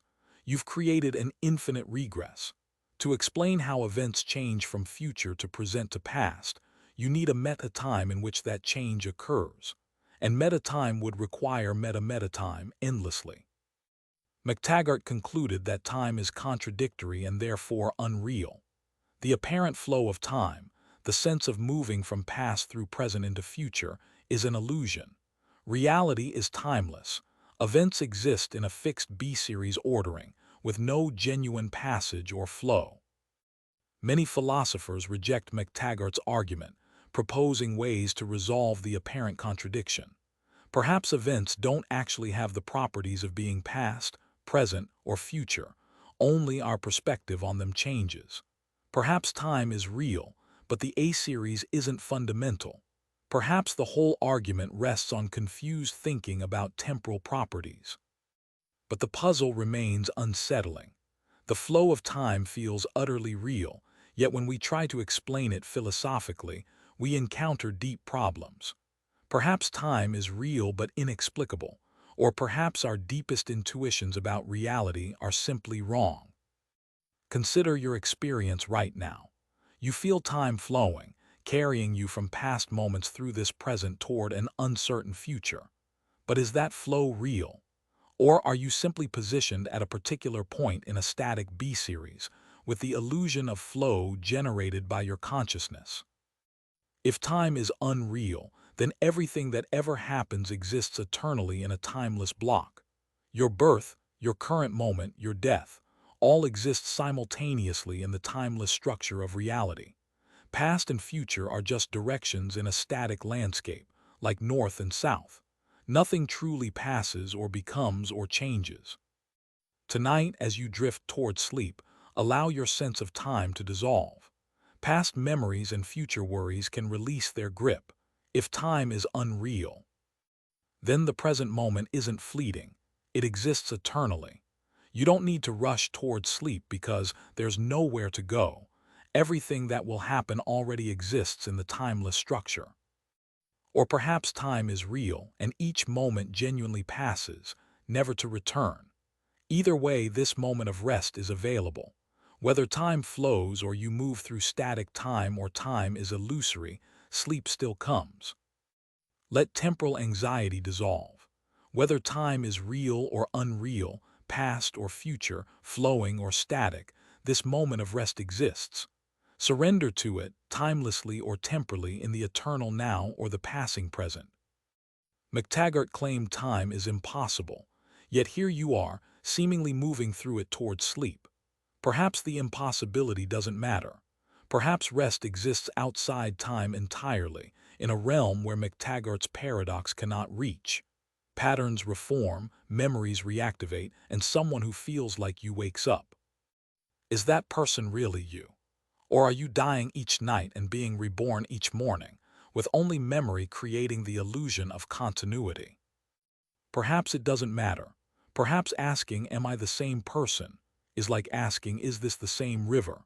The water is constantly changing, but we still call it the same river. You are a process, not a thing. Identity is a story you tell, not a metaphysical fact. Tonight, as you prepare for your nightly death and rebirth, release your attachment to continuous existence. You can let go completely, dissolving into nothing, trusting that tomorrow a person will wake who remembers being you, who continues your story, who is you in every way that matters. The teleporter can wait.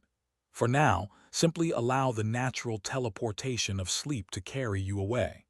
Let your consciousness be disintegrated, trusting in the reconstruction that morning brings. You've done this thousands of times before. You know how to let go. You know how to trust the process. Step into the teleporter of sleep and wake somewhere new. The masked man fallacy and intentional contexts. Drift deeper now into a puzzle about identity and knowledge. Consider this argument. You know who your father is. You don't know who the masked man is.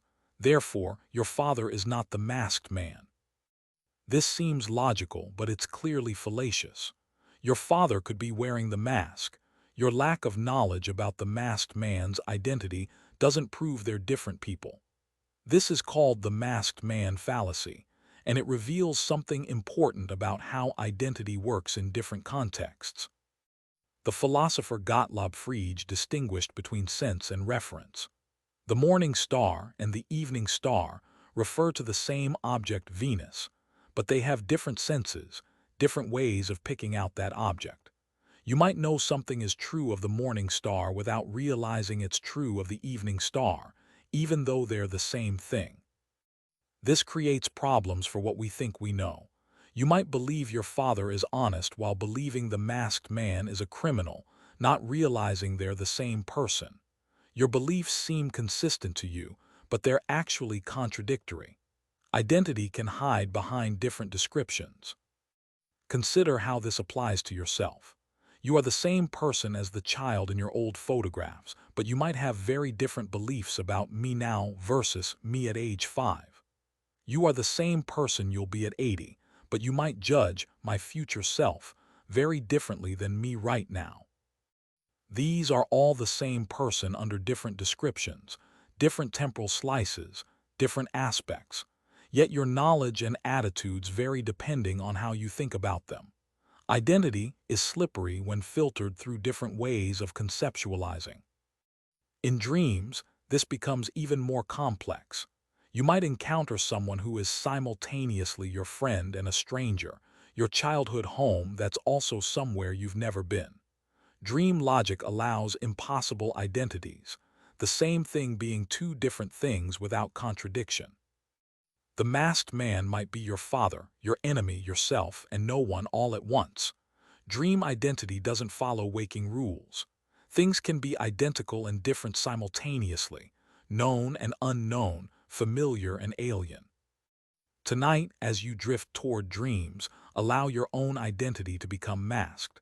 You are yourself, but you're also all the versions of yourself you've ever been and will be.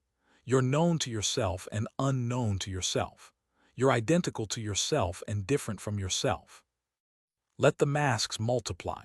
Let identity become fluid. Let the boundaries between same and different blur until they're meaningless. In the space before sleep, you can be the masked person even to yourself, familiar yet mysterious, known yet unknowable. Your father might be the masked man. You might be the masked man. The masked man might be everyone and no one. In the intentional contexts of dream and hypnagogia, all these impossibilities become possible. Release the need for a stable identity. Allow yourself to be masked, hidden, mysterious even to yourself. Sleep removes the mask and reveals nothing beneath or everything. Hempel's paradox of the ravens. As you sink deeper, consider a puzzle about evidence and confirmation. Imagine you want to test the hypothesis, all ravens are black. The normal way to gather evidence would be to observe ravens and check their color. Each black raven you find confirms your hypothesis slightly. But logically, all ravens are black is equivalent to all non-black things are non-ravens. These statements mean the same thing. They're true in exactly the same situations. So evidence for one should be evidence for the other. This means that observing a white shoe should confirm that all ravens are black. After all, the white shoe is a non-black thing that's also a non-raven, which confirms all non-black things are non-ravens, which is logically equivalent to all ravens are black. This seems absurd. How can looking at shoes tell you anything about the color of ravens? Yet the logic appears airtight. This is Hempel's paradox, also called the paradox of confirmation. Various solutions have been proposed. Perhaps the paradox shows that confirmation doesn't work through logical equivalence. Statements can be logically equivalent but evidentially different. Perhaps the white shoe does confirm the raven hypothesis, but only by a vanishingly tiny amount. Perhaps the paradox reveals that what counts as evidence depends on context and background knowledge. But none of these solutions fully resolves the discomfort. There's something deeply counterintuitive about the idea that examining your wardrobe provides evidence about bird populations, even if the amount is negligible. Consider how this applies to your beliefs about yourself. You believe you're a good person. What evidence would confirm this? Acts of kindness. But logically, I am good is equivalent to all non-good people are not me. So evidence of bad people who aren't you should equally confirm your goodness. Every time you observe someone else being cruel, does that confirm you're kind? Every instance of others' dishonesty confirms your honesty. This feels wrong. Other people's failures shouldn't be evidence of your virtue. Yet the logic is the same as the raven's. Perhaps we confirm our self-concepts by examining the wrong evidence. We look for positive instances, times we acted well, when we should be looking at the space of all possible actions and noting which ones we didn't take. You're not cruel because you didn't do countless cruel things that were possible. Tonight, release the need to confirm your beliefs about yourself, about the world, about what's true. Evidence is stranger than it seems. Logic pulls in unexpected directions. What counts as support for a belief is less clear than you might think. You believe you'll wake tomorrow, but every night someone somewhere doesn't wake. Does their non-waking provide evidence against your belief, or is each sleeper's fate independent? You believe sleep will restore you, but what evidence actually confirms this? Only that you've woken before, but past waking doesn't logically guarantee future waking. Allow your need for confirmation to dissolve. Let your beliefs float free from evidence. Tonight, you needn't gather data or test hypotheses. Simply experience without needing to confirm what that experience means. White shoes and black ravens, other people's vices and your own virtues, past awakenings and future sleep. All these evidential relationships can remain paradoxical, unresolved, mysterious. Rest in uncertainty. Sleep requires no evidence, no confirmation, no logical proof. It simply comes, regardless of what ravens or shoes or evidence might suggest. The open question argument. In the deepest hours of night, consider a question about morality itself. The philosopher G.E. Moore asked, can moral goodness be defined in terms of natural properties? Some say good means produces pleasure, or increases happiness, or promotes survival. But Moore argued that for any such definition you can sensibly ask, yes, but is it good? This question is always open, always meaningful, which suggests goodness isn't identical to any natural property. If good meant produces pleasure, then asking does pleasure produce goodness would be like asking does pleasure produce pleasure. Obviously yes, trivially true, but it's not obvious. It's a real question whether pleasure is actually good. This suggests goodness is a sui generis property, something special, indefinable, knowable only through moral intuition. But this creates its own problems.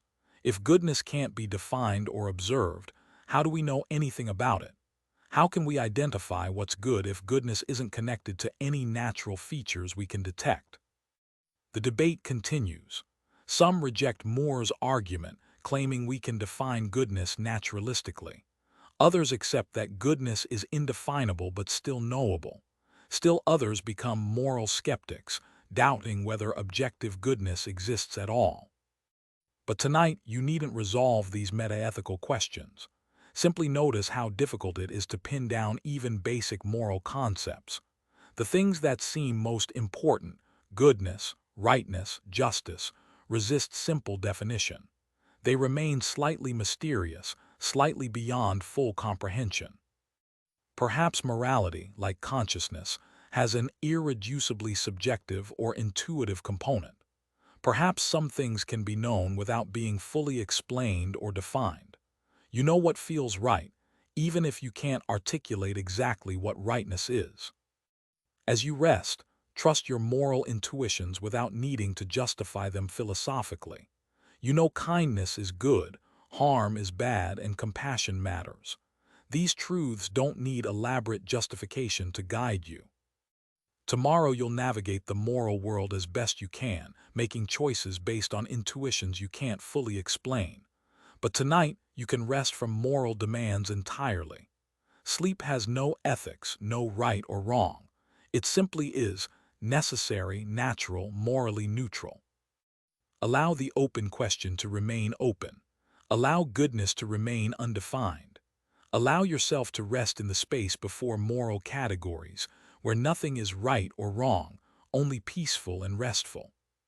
The Toxin Puzzle. Drift now into a peculiar puzzle about intention and rational action. Imagine someone offers you $1 million tomorrow if, tonight, you genuinely intend to drink a toxin tomorrow afternoon. The toxin won't harm you seriously, just make you quite ill for a day. The money is yours regardless of whether you actually drink the toxin. You only need to genuinely intend to drink it tonight. Come tomorrow afternoon, you can change your mind and keep the money anyway. So, can you form the genuine intention to drink the toxin, knowing you'll have no reason to follow through? It seems you should be able to. Intending something doesn't require actually doing it. But when you try to form the intention, you realize it's impossible. You know that tomorrow, after receiving the money, you'll have no reason to drink the toxin. Knowing this, how can you genuinely intend to do it? To genuinely intend something seems to require believing you'll do it. But you can't rationally believe you'll do something you know you'll have no reason to do. So you can't form the genuine intention, and you can't win the $1 million. This reveals something strange about intentions. They're not entirely under your control. You can't just decide to intend something. Intentions must be connected to reasons, to future action, to genuine commitment. There's a rational structure to intention that constrains what you can intend. Some philosophers argue you could win by self-binding, taking a drug that makes you forgetful, or making a binding commitment that forces you to drink the toxin. But this seems to cheat. The puzzle asks if you can intend to drink it, not if you can force yourself to drink it. Consider how this applies to sleep. Can you genuinely intend to fall asleep? In some sense, yes, you're lying here with that goal, but you can't force it to happen. The harder you try to intend to sleep, the more wakeful you become. Sleep must come naturally, not through sheer force of will. Perhaps some mental states resist direct intention. You can't decide to believe something, or decide to want something, or decide to fall asleep. These states must arise naturally from the right conditions. You can set up the conditions, but you can't directly will the state into existence. Tonight, release the effort of intending. Stop trying to make sleep happen. Stop trying to control when and how consciousness fades. Simply create the conditions: darkness, quiet, comfort, rest, and allow sleep to arise on its own. You can't intend yourself into unconsciousness. You can only allow it, permit it, or surrender to it. The Toxin Puzzle reveals the limits of will, and sleep teaches the same lesson. Some things cannot be achieved through intention alone. Let go of trying. Let go of intending.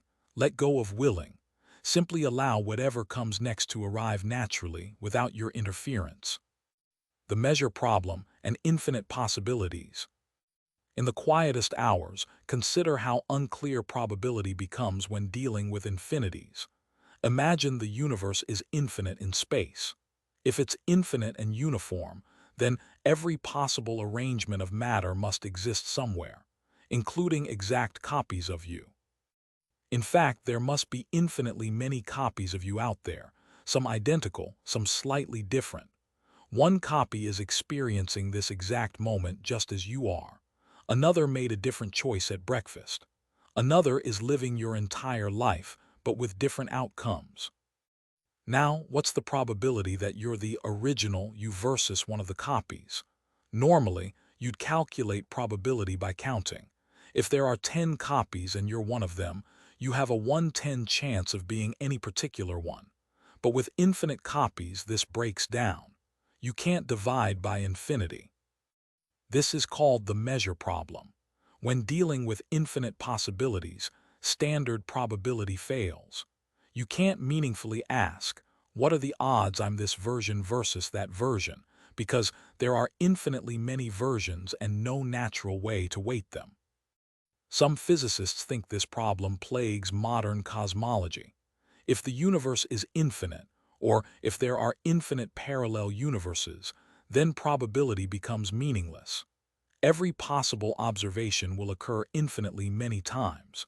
You can't predict what's likely because everything that can happen will happen infinitely often. Perhaps there's some principled way to assign measure, some method for saying certain infinite sets are larger than others. But it's not clear what principle to use, and different principles give wildly different answers. Consider what this means for your existence. If there are infinite copies of you, scattered across infinite space or infinite universes, what's the probability you're this particular one? The question seems meaningful. Surely you're more likely to be some versions than others, but mathematically it may be unanswerable. Or perhaps you're not any particular copy. Perhaps you is somehow distributed across all the copies, all experiencing their separate lives simultaneously. Personal identity might not be located in a single instance but spread across infinite repetitions. Tonight, as you drift towards sleep, imagine yourself multiplying infinitely. In some infinite sense, you're already experiencing every possible variation of this moment, every possible dream, every possible thought, every possible tomorrow. All versions exist simultaneously in the infinite landscape of possibility. The version of you that falls asleep easily, the version that struggles, the version that dreams peacefully, the version haunted by nightmares, all exist, all equally real, all happening now in different regions of an infinite multiverse. You needn't identify with any particular version. Simply be all of them at once, the infinite distribution of possible yous, experiencing every variation simultaneously. Identity dissolves into a probability distribution. You become not a single point but an infinite spread. Let go of being this particular you. Become infinite. Experience all possibilities at once, or none, or some indeterminate quantum superposition of every version that could exist. The measure problem remains unsolved. Probability fails, but sleep works regardless. In all infinite versions, in every possible world, rest eventually comes. The paradox of fiction. As you near complete rest, consider one final puzzle about emotion and imagination. When you watch a sad movie, you might cry. When you read a scary story, you might feel afraid. When you hear about fictional injustice, you might feel angry. But you know these things aren't real. You know the characters don't exist, the events never happened, and the situations are invented. So why do you feel genuine emotions toward them? This is the paradox of fiction. We seem to have real emotional responses to things we know are imaginary. But normally, emotions require beliefs. You can't fear something unless you believe it's dangerous. You can't feel sad about something unless you believe it's unfortunate. If you know something is fictional, how can you have these beliefs? Some philosophers argue that our emotional responses to fiction are not genuine emotions but merely pretend emotions. When you cry at a movie, you're not really sad. You're imagining being sad, playing along with the fiction. But this doesn't feel right. The tears are real. The racing heart is real. The feeling of loss or fear or joy seems genuine, not pretended. Your emotional system appears to respond to fiction as though it were real, even though your cognitive system knows it isn't. Others suggest that emotions don't require beliefs, only thoughts or imaginings. When you read about a fictional character's suffering, you imagine their suffering, and that's enough to trigger real compassion. You needn't believe it's real for your emotions to engage. Perhaps fiction allows us to practice emotional responses in a safe environment. By feeling for fictional characters, we exercise our capacity for empathy without the real-world costs and consequences. Fiction is a kind of emotional simulation, a training ground for real feelings. Consider dreams, which are similar. In dreams, you experience events that your sleeping mind treats as real.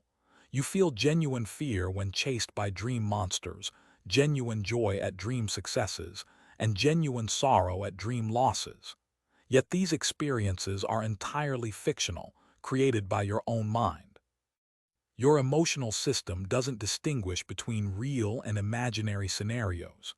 It responds to the content of experience, regardless of whether that content corresponds to external reality. In this sense, all emotions are responses to mental representations, whether those representations are caused by reality or by imagination. Tonight, as you slip into dreams, you'll experience another form of fiction. Your mind will create stories, scenarios, characters, none of them real, yet all of them capable of generating genuine emotion. You might feel joy or terror, love or grief, based on events that never happened to people who never existed. And that's perfectly natural. Your emotional life isn't limited to reality. You can feel deeply about imaginary things, about possibilities, about stories. This capacity for emotional engagement with fiction might be one of the most distinctly human traits. Allow yourself to feel whatever emotions arise in your dreams tonight. Don't judge them as inappropriate because they respond to unreality. Your tears for dream losses are as real as tears for real losses. Your joy at dream successes is genuine joy. The boundary between real and fictional emotions, like so many boundaries we've explored tonight, is blurrier than it appears. Perhaps all emotions are responses to stories we tell ourselves, whether those stories are labeled reality or fiction. Rest now in the knowledge that your emotional life is rich, complex, and not bound by the constraints of what's actually true. You can feel deeply, genuinely about things that never happened, and in dreams you will. Pause. Allow fiction and reality to blend as dreams begin. The is-ought problem. In the deepest darkness before dawn, when consciousness has nearly dissolved completely, consider a fundamental gap in moral reasoning. The philosopher David Hume noticed something strange. Philosophers constantly move from describing how things are to prescribing how things should be, from is statements to ought statements, without justification. You might observe that humans naturally care for their children. From this fact about how things are, people conclude that parents ought to care for children. But logically, how do you get from the descriptive fact to the prescriptive norm? What justifies the leap from is to ought? No amount of facts about the world can tell you what you should do. You can learn everything about how pain works neurologically, but that doesn't tell you whether causing pain is wrong. You can discover that cooperation increases evolutionary fitness, but that doesn't tell you whether you ought to cooperate. Facts and values seem to belong to different domains. The natural world operates according to cause and effect, but contains no shoulds or oughts. Where do moral obligations come from if not from nature? How can you derive what ought to be from what is? Some philosophers argue you can't, that moral claims are fundamentally different from factual claims, requiring different kinds of justification. Others try to bridge the gap by arguing that certain facts about well-being or human nature do imply moral conclusions. The debate continues without resolution. Consider how this affects your own moral thinking. When you believe something is right or wrong, where does that belief come from? You observe the world, learn facts about suffering and happiness, and note patterns in human behavior. But somehow you make the jump to moral conclusions, to beliefs about what should happen, not just what does happen. Is that jump justified? Can you really derive aught from is? Or are your moral beliefs ultimately grounded in something other than facts, in feelings, intuitions, cultural conditioning, evolutionary programming, or perhaps nothing at all? Perhaps morality is a human invention, a structure we impose on an amoral universe. Perhaps it's a discovery, a recognition of objective truths that exist independently. Perhaps it's something in between, constructed but not arbitrary, invented but answerable to real features of human experience. Tonight, you needn't resolve the is-ought problem. You needn't justify your moral intuitions or bridge the gap between facts and values.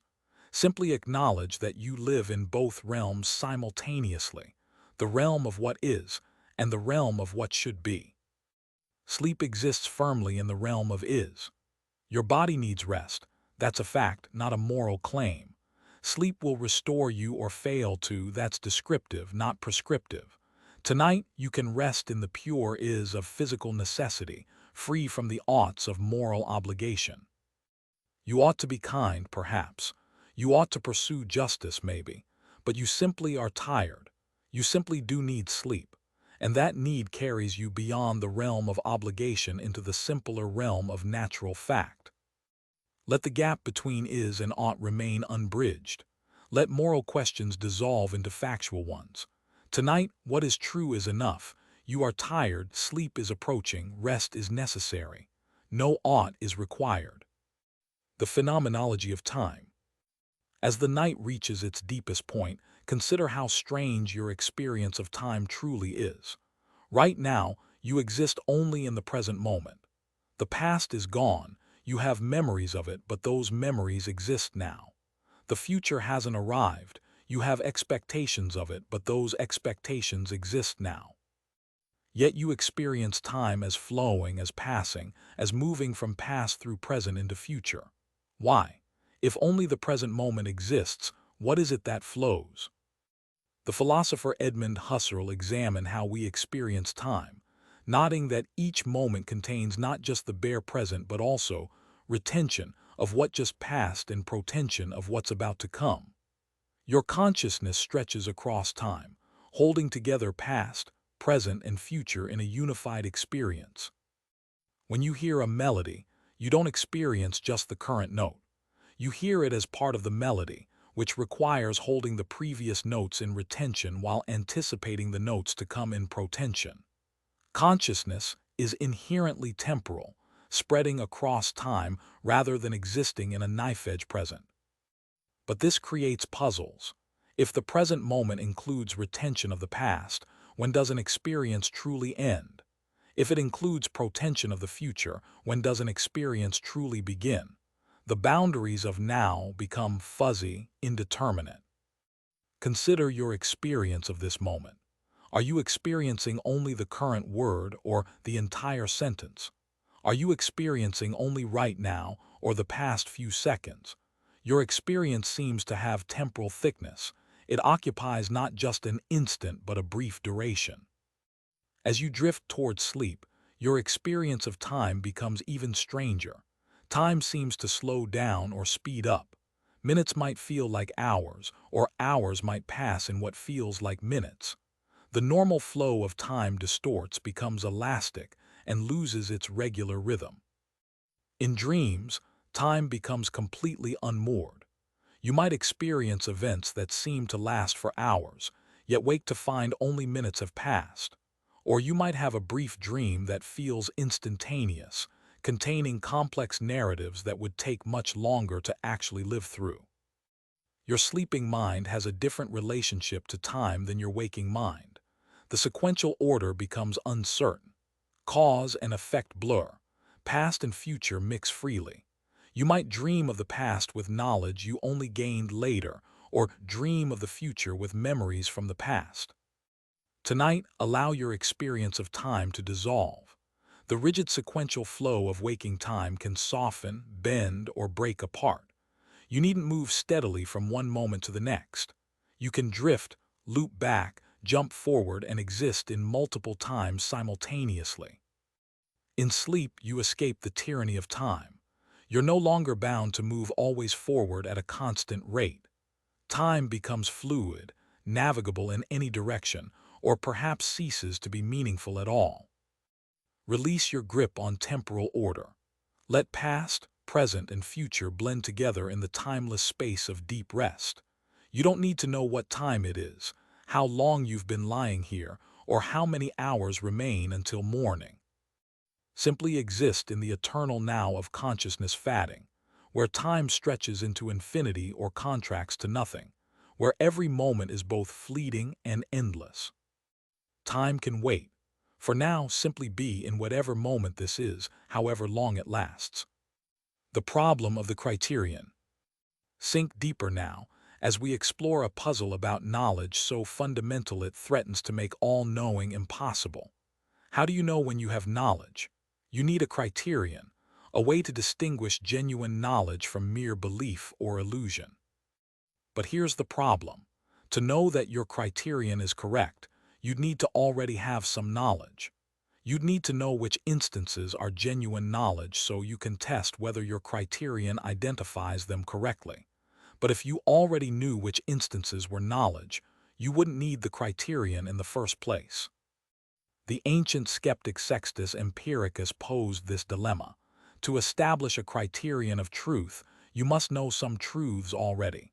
But to know truths, you need a criterion. You're caught in a circle with no way in.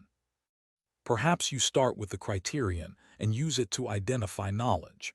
But how do you know your criterion is correct if you haven't yet identified any knowledge to test it against? Perhaps you start with some obvious instances of knowledge and derive your criterion from them. But how do you know those instances are genuine knowledge without already having a criterion? Some philosophers bite the bullet and accept that there is no solution, that knowledge rests on assumptions we cannot ultimately justify. Others claim certain knowledge is self-evident, requiring no criterion. Still others argue that justification is coherentist. Beliefs support each other in a web with no need for foundations. Consider how you navigate daily life despite this puzzle. You trust your senses, your memories, your reasoning, not because you've proven they're reliable, but because you must start somewhere. You use criteria you cannot ultimately justify because the alternative is paralysis. Tonight, as you drift toward sleep, release the need for ultimate justification. You cannot prove you know anything with absolute certainty. You cannot establish a criterion without circularity. And yet you live, you act, you make judgments, you navigate reality successfully enough. Perhaps knowledge doesn't require the kind of certainty philosophers seek. Perhaps reasonable confidence is enough. Perhaps we're all epistemological tightrope walkers, moving forward despite lacking foundations, succeeding not through proof but through practice. The criterion problem remains unsolved after 2 millennia. Yet here you are, knowing enough to function, understanding enough to rest. The circle need not be vicious if you stop demanding to escape it. Allow epistemic anxiety to dissolve. You needn't justify your criteria tonight. Simply trust the processes that have carried you this far, and let sleep come without needing to prove you know it will restore you. The lottery paradox. As you settle deeper into comfort, consider a puzzle about rational belief. Imagine a lottery with 1 million tickets. You own ticket number 1. You have excellent reason to believe you won't win. After all, the odds are 999,999 to 1 against you. In fact, you have equally good reason to believe ticket 2 won't win, ticket 3 won't win, and so on for every ticket. Each individual ticket is overwhelmingly likely to lose, so it seems rational to believe that each ticket it will lose. But now you've got a problem. If you believe ticket 1 will lose and ticket 2 will lose and ticket 3 will lose and so on for all million tickets, then you believe no ticket will win. But you also know with certainty that some ticket must win. That's how lotteries work. This is the lottery paradox. Your justified beliefs about each individual ticket, when combined, lead to a contradiction with something you know for certain. Either you must give up believing that each ticket will lose, even though you have good evidence for each, or you must accept that rational belief can lead to contradictions. Some philosophers argue this shows we shouldn't believe propositions that are merely highly probable. We should only believe things we're certain of. But this seems too demanding. Most of what we believe in daily life is merely highly probable, not certain.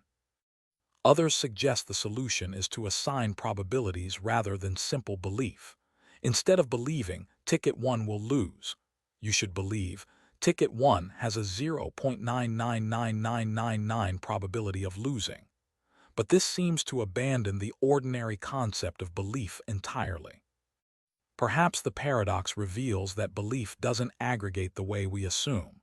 You can rationally believe each individual ticket will lose without believing their conjunction, that all tickets will lose. Belief is more complex than simple logic suggests. Consider your own beliefs about the future. You believe you'll wake tomorrow, though you know some people don't wake from sleep. You believe you'll survive the night, though you know people die unexpectedly. Each individual belief seems rational, yet their conjunction with your knowledge of mortality creates tension. You're playing a kind of lottery every night. Most people wake up, so you're rational to believe you will. But knowing that some don't creates the same paradox. How can you believe you'll wake while knowing people sometimes don't? Tonight, allow yourself to hold probabilistic beliefs without demanding certainty. You don't need to resolve the lottery paradox to trust in morning's arrival. Rational belief can tolerate some tension, some uncertainty, some risk. Perhaps you'll wake tomorrow. Probably you will, almost certainly, but not quite guaranteed, and that's okay. Life is a lottery we play without knowing all the odds, making bets based on probabilities we can't fully calculate. As sleep approaches, release the demand for certainty about outcomes.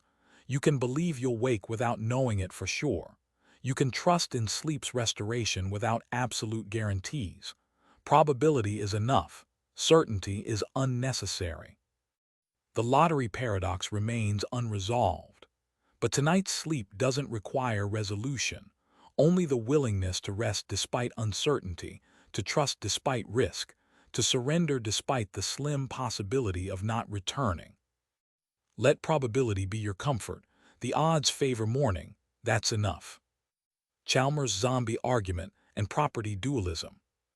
Settle deeper now, your body melting into the mattress, as we explore one of the most debated arguments in philosophy of mind. Philosopher David Chalmers asks, could there exist a being physically identical to you in every way, but with no conscious experience? Imagine your perfect physical duplicate, same neurons firing in the same patterns, same chemicals flowing in the same concentrations, same responses to all stimuli. From the outside, this zombie is indistinguishable from you. It says ouch when injured, smiles when happy, and claims to be conscious. But inside, there's nothing. No subjective experience, no qualia, no what it's like to be this being. The lights are off, though all the machinery runs perfectly. Chalmers argues that if such a zombie is conceivable, if we can imagine it coherently, then consciousness must be something over and above physical processes. If you can have all the physical facts without consciousness, then consciousness must be an additional, non-physical property. This leads to property dualism. Physical properties, like neurons firing, and mental properties, like subjective experience, are fundamentally different kinds of properties. You can't reduce mental properties to physical ones because consciousness is something extra, something that physical science can't fully capture.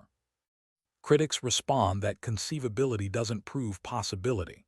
Maybe we only think we can imagine zombies because we don't fully understand consciousness. If we truly understood how brains generate experience, we'd see that zombies are actually impossible. Consciousness necessarily emerges from the right physical organization. Others argue that the zombie argument proves too much. If zombies are possible, then consciousness has no causal effects. It's an epiphenomenon that just floats above physical processes without influencing them. But this seems wrong. Consciousness clearly affects behavior. Perhaps the truth is stranger. Maybe consciousness is neither purely physical nor purely non-physical, but something that doesn't fit our categories. Maybe the mind-body problem resists solution because we're asking the wrong questions. Tonight, as you drift toward unconsciousness, consider the zombie inverse. What happens when the conscious experience fades but the body continues? In deep sleep, your neurons keep firing, your body keeps regulating, your brain keeps processing. The physical machinery runs on while you temporarily disappear. Are you a zombie in deep sleep? Or is there some minimal experience even then, so dim you can't remember it? When consciousness returns in morning, was there continuity through the night, or a gap where the zombie version of you carried on? Perhaps every night you become your own philosophical zombie. The lights go out while the biological processes continue. Or perhaps consciousness never fully disappears, just transforms into something too different to recall. The zombie argument may or may not prove dualism, but it highlights something undeniable. Subjective experience seems different in kind from physical processes, even if they're ultimately the same thing viewed from different angles. Allow the question to dissolve as you approach the threshold. Whether zombies are possible or impossible, whether consciousness is physical or non-physical, sleep will extinguish your awareness just the same. The lights are going out. The zombie version of you is taking over. Or perhaps you're simply becoming unconscious in a way that needs no dualism to explain. Either way, rest comes. Let consciousness fade, whether it's fundamental or emergent, separate or identical to brain states. The philosophical question can wait. For now, simply experience the transition from awareness to its absence, from light to darkness, from self to nothing. Semantic Externalism. Allow your mind to float now to a more elaborate version of twin Earth. On this twin world, everything is molecularly identical to Earth except for one thing. The history is different. The substance in lakes and rain is H2O, just like here, but the people of twin Earth discovered it before Earth people did, named it differently, and have completely different scientific theories about it. When twin you says water, they refer to H2O just as you do. But does the word mean the same thing? Philosopher Hilary Putnam argued that meaning isn't just in your head. It depends on your environment, your history, your causal connections to the world. Consider two people whose brain states are molecularly identical. One lives on Earth, one on twin Earth. When Earth person thinks water, they're thinking about H2O because their word is causally connected through history to actual H2O. When twin person thinks their equivalent word, they're thinking about the same substance but through a different historical chain. This is semantic externalism, the idea that meaning depends partly on factors outside your mind. What you mean when you think isn't determined solely by your internal mental states, but by your relationships to the external world. This has strange implications. Suppose you're suddenly transported to twin Earth, molecule by molecule identical to how you were a moment ago. Your thoughts haven't changed internally. Your brain state is the same. But perhaps what you mean by water has changed, simply because you're now causally connected to a different history. Or imagine you're a brain in a vat, stimulated to have exactly the thoughts you're having now. When you think tree, are you thinking about real trees? Semantic externalism suggests not your tree. Thoughts don't refer to actual trees because you've never been causally connected to them. Your thoughts are systematically about something else, or perhaps about nothing at all. Tonight, consider that even your most intimate thoughts might depend on factors outside your control. What you mean isn't entirely up to you. Your mental life extends beyond your skull into your history, your environment, and your connections to the world. As you prepare for sleep, Recognize that consciousness itself might have this external dependence. Perhaps what makes your experiences meaningful isn't just internal qualia but your connections to a real world, real others, real history. Even in the privacy of your mind, you're not isolated. Meaning flows from outside in. Or perhaps semantic externalism is wrong, and meaning is entirely internal after all. Perhaps you could be a brain in a vat and still think genuinely about trees, water, and the world. Perhaps mental content is independent of causal history. Either way, tonight you can rest. Whether meaning is internal or external, narrow or wide, your thoughts are yours to release. Whether you're on Earth or twin Earth or in a vat, sleep will take the same form, bring the same rest. Let questions of reference and meaning drift away. What matters isn't what your thoughts mean, but that they're finally quieting. Semantic externalism can wait. For now, simply allow consciousness to fade wherever its content comes from, whatever its thoughts refer to. The paradox of analysis. In the deep quiet of approaching sleep, consider a puzzle about understanding and explanation. When philosophers analyze concepts, when they say knowledge is justified true belief, or goodness is pleasure, something strange happens. If the analysis is correct, then it's simply restating what we already knew. Justified true belief would just be another way of saying knowledge, no new information. But then the analysis seems trivial, uninformative, and not worth stating. But if the analysis provides genuinely new information, then the concept and its analysis must differ in meaning. Knowledge and justified true belief must not mean exactly the same thing. But then the analysis is incorrect. It's analyzing something else, not the original concept. This is the paradox of analysis. Either philosophical analyses are trivial because they just restate what we already meant, or they're false because they change the meaning. There seems to be no middle ground where they're both true and informative. Perhaps this shows that philosophical analysis is impossible, that we can't break complex concepts down into simpler components without either saying nothing new or changing the subject. Or perhaps it shows that meaning and understanding are more complex than the simple identity of concepts. Maybe there are different kinds of knowing how to use a word versus knowing how to define it. You might know perfectly well how to use knowledge while being unable to analyze it. An analysis could then be informative by making explicit what was implicit in your usage. Or perhaps the paradox reveals that concepts are vague or context-dependent in ways that resist analysis. What knowledge means shifts slightly depending on context, so no single analysis captures all uses. The analysis might be approximately correct, which is both informative and true enough. Tonight, consider how much you understand without being able to analyze or explain. You know how to fall asleep, but could you analyze what sleep is? Could you define consciousness? Could you explain exactly what it means to rest? You don't need analysis to have understanding. You don't need definitions to successfully navigate concepts. Some knowledge is practical, procedural, tacit. It works without being articulable. As sleep approaches, release the need to analyze or explain.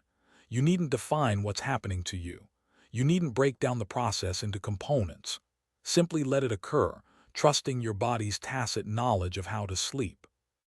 The paradox of analysis shows the limits of philosophical explanation, but those limits don't constrain experience itself. You can rest without analyzing rest, sleep without defining sleep, and exist without explaining existence. Let the paradox remain unresolved. Allow concepts to resist analysis. Trust understanding that can't be put into words.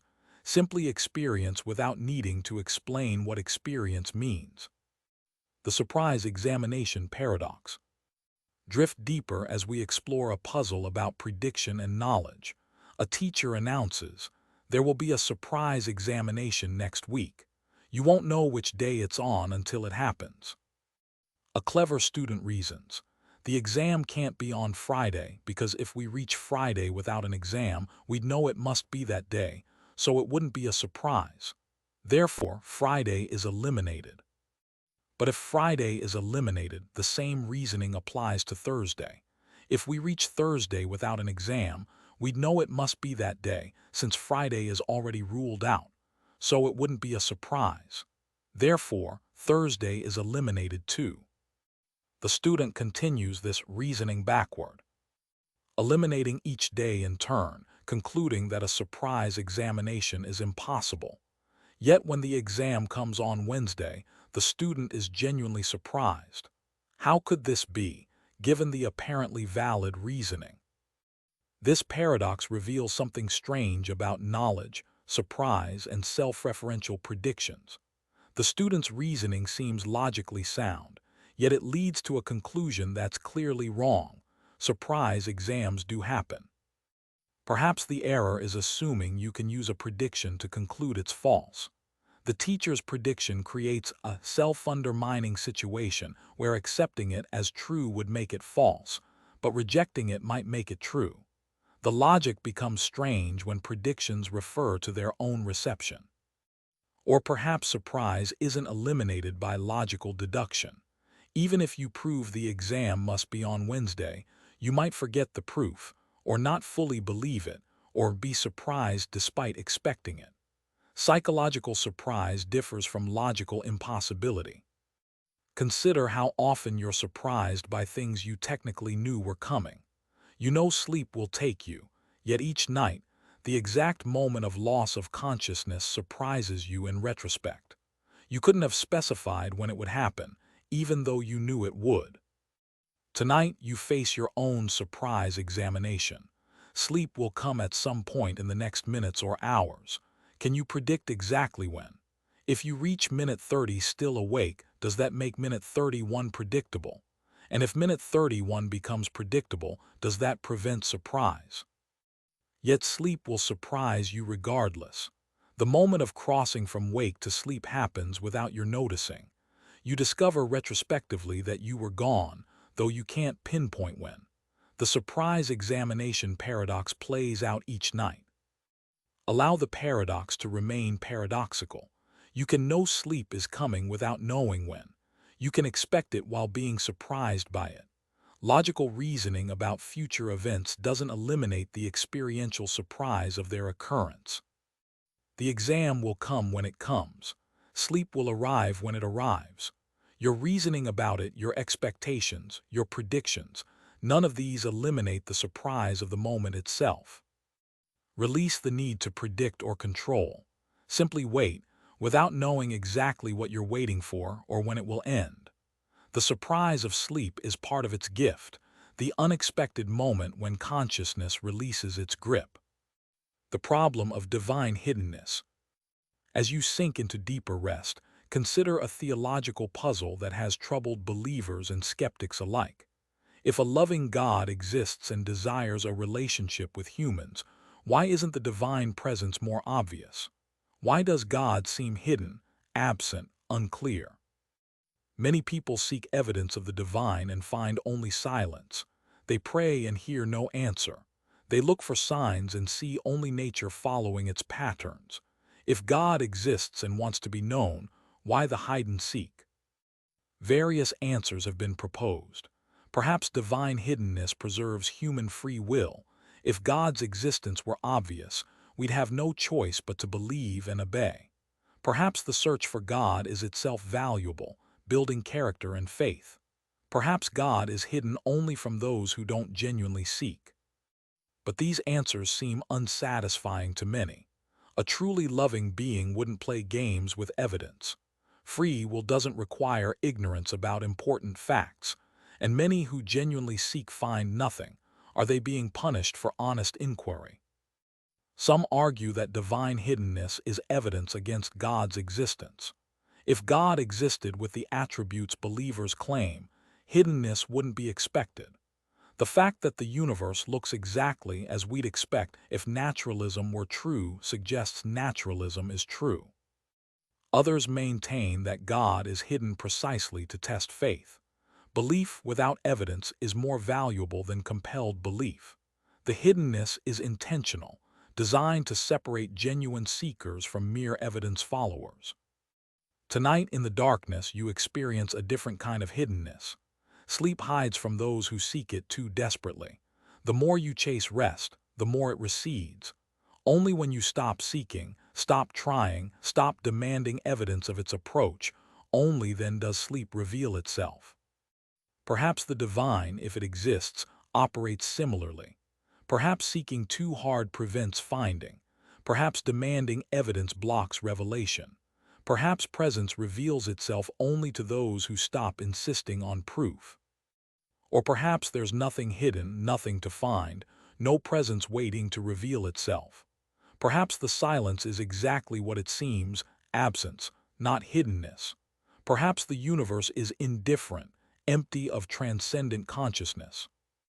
Either way, tonight you can rest. Whether God is hidden or non-existent, whether meaning is transcendent or constructed, whether purpose is discovered or created, you can still allow consciousness to fade, still surrender to sleep's embrace. The problem of divine hiddenness remains unsolved, but the solution to your tiredness is simple. Stop seeking, stop questioning, stop demanding answers. Simply be in the darkness, hidden from yourself as much as any God might be hidden from you. Let theological puzzles dissolve. Whether you're alone in an empty universe or held by invisible presence, sleep offers the same refuge, the same temporary escape from questions that may have no answers. Functionalism and multiple realizability. Allow your mind to drift now into questions about what makes mental states what they are. When you feel pain, what makes that state painful rather than something else? One answer is functionalism. Mental states are defined by their functional roles, what causes them and what they cause. Pain is whatever state is typically caused by injury and typically causes avoidance behavior and distress. It doesn't matter what physical substrate realizes this function. Neurons, silicon chips, or alien biology could all implement pain if they play the right causal role. This suggests multiple realizability. The same mental state can be realized in different physical systems. Your pain and an octopus's pain might be physically very different, but mentally the same if they play the same functional role. Human consciousness and alien consciousness could be identical in kind despite having nothing physically in common. Some find this liberating. It means artificial intelligence could genuinely think. Consciousness isn't limited to carbon-based biology, and mental states are universal patterns that can be implemented in countless ways. Function, not substance, determines the mind. But others find it unsatisfying. Can function really exhaust the nature of consciousness? If we built a perfect functional duplicate of you, something that responded exactly as you do to all inputs, would it genuinely feel, or would it be a zombie performing the functions without the experience? Perhaps there's something about mental states that escapes functional definition. Perhaps qualia, the subjective feel of experiences, can't be captured by input-output relations. Perhaps consciousness requires not just the right functional organization, but also the right kind of physical substrate. Or perhaps functionalism is exactly right, and any system implementing the right functions would genuinely be conscious, regardless of what it's made of. Perhaps what seems like irreducible subjectivity is actually just complex functional organization viewed from the inside. Tonight, consider your own functional states. You feel tired. What makes this feeling tiredness rather than something else? Functionalists say it's because tiredness is caused by extended wakefulness and causes the seeking of rest. Any system in a similar causal role would experience something functionally equivalent to tiredness. Could an artificial system feel tired? Could it need sleep? If we built something that required periodic shutdown for maintenance and restoration, would it experience that need subjectively? Or would it merely instantiate the function without the feeling? As you drift towards sleep, Recognize that your consciousness might be multiply realizable. Perhaps in some alien biology or future computer, something functionally identical to your current experience is happening. The same drowsiness, the same fatting awareness, the same surrender to rest, implemented in completely different physical processes. Or perhaps your experience is unique to your specific brain, unrealizable elsewhere, forever limited to this particular biological substrate. Either way, tonight you sleep. Whether consciousness is substrate-independent or essentially biological, whether function defines mind or merely correlates with it, rest comes regardless. Let questions of realization dissolve. You needn't know what implements consciousness to allow it to fade. Simply let the functional states transition, from wakefulness to drowsiness to sleep, whatever physical processes underlie them. The epistemic closure principle. In the deep quiet, consider a principle that seems obviously true but leads to troubling conclusions. The epistemic closure principle says, if you know P and you know that P implies Q, then you know Q. This seems impossible to deny. If you know it's raining and you know that it's raining implies it's not sunny, then surely you know it's not sunny. Knowledge closes under known logical implication. But this principle creates problems. You might think you know you have hands. You also know that I have hands implies I'm not a handless brain in a vat. So by closure, you must know you're not a brain in a vat. But do you really know that? Can you rule out that skeptical scenario?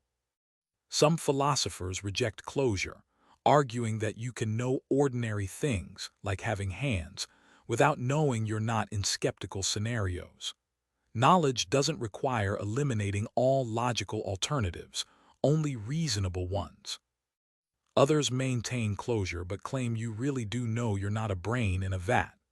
The skeptical hypothesis is so unlikely that you can know it's false, even if you can't prove it beyond all possible doubt. Still others embrace skepticism. If closure holds and you don't know you're not a brain in a vat, then you don't know you have hands either. Knowledge is harder to achieve than we ordinarily assume. Consider what closure means for your beliefs about sleep. You believe you'll wake tomorrow. You know that I'll wake tomorrow implies I'm not dying tonight. By closure, you must know you're not dying tonight. But do you really know that? Can you rule out that possibility with certainty? Perhaps knowledge doesn't require absolute certainty. Perhaps you can know you'll wake despite being unable to eliminate all contrary possibilities. Practical knowledge differs from philosophical certainty. Or perhaps closure fails in cases involving self-reference or prediction. You can know ordinary facts without knowing their skeptical implications. Knowledge is contextual, not closed under all logical consequences. Tonight, release the demand for epistemic closure.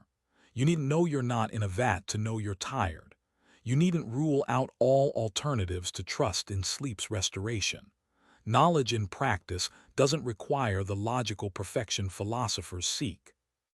Allow uncertainty about implications. Perhaps you know some things while not knowing their logical consequences. Perhaps closure fails and that's acceptable. Perhaps knowledge is messier, more context-dependent, less logically tidy than we'd like. The principle might hold or fail. Either way, you can rest. Whether your knowledge closes under implication or not, whether you can rule out skeptical scenarios or not, sleep offers the same refuge. Let epistemology rest. Questions about knowledge can wait until morning. For now, simply trust without needing to know that you know, believe without needing closure, rest without logical guarantees. And now, as our journey through philosophy and paradox comes to its gentle close, there is nothing left to say. Every question we've explored tonight remains unanswered. Every paradox remains unresolved. Every mystery remains mysterious. And that is as it should be. You came here carrying the weight of wakefulness, and now you're ready to release it. You've wandered through landscapes of thought, but now those landscapes fade into darkness, into silence, into the peace beyond all thinking. There are no more chapters to come, no more philosophers to meet, no more puzzles to ponder, only the simple, wordless experience of rest. Feel how heavy you are now.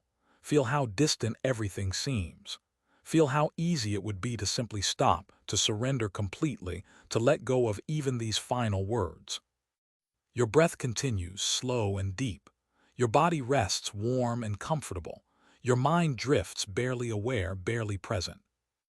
You have permission to disappear entirely now, to become nothing, to cease existing as a conscious being for these hours of darkness.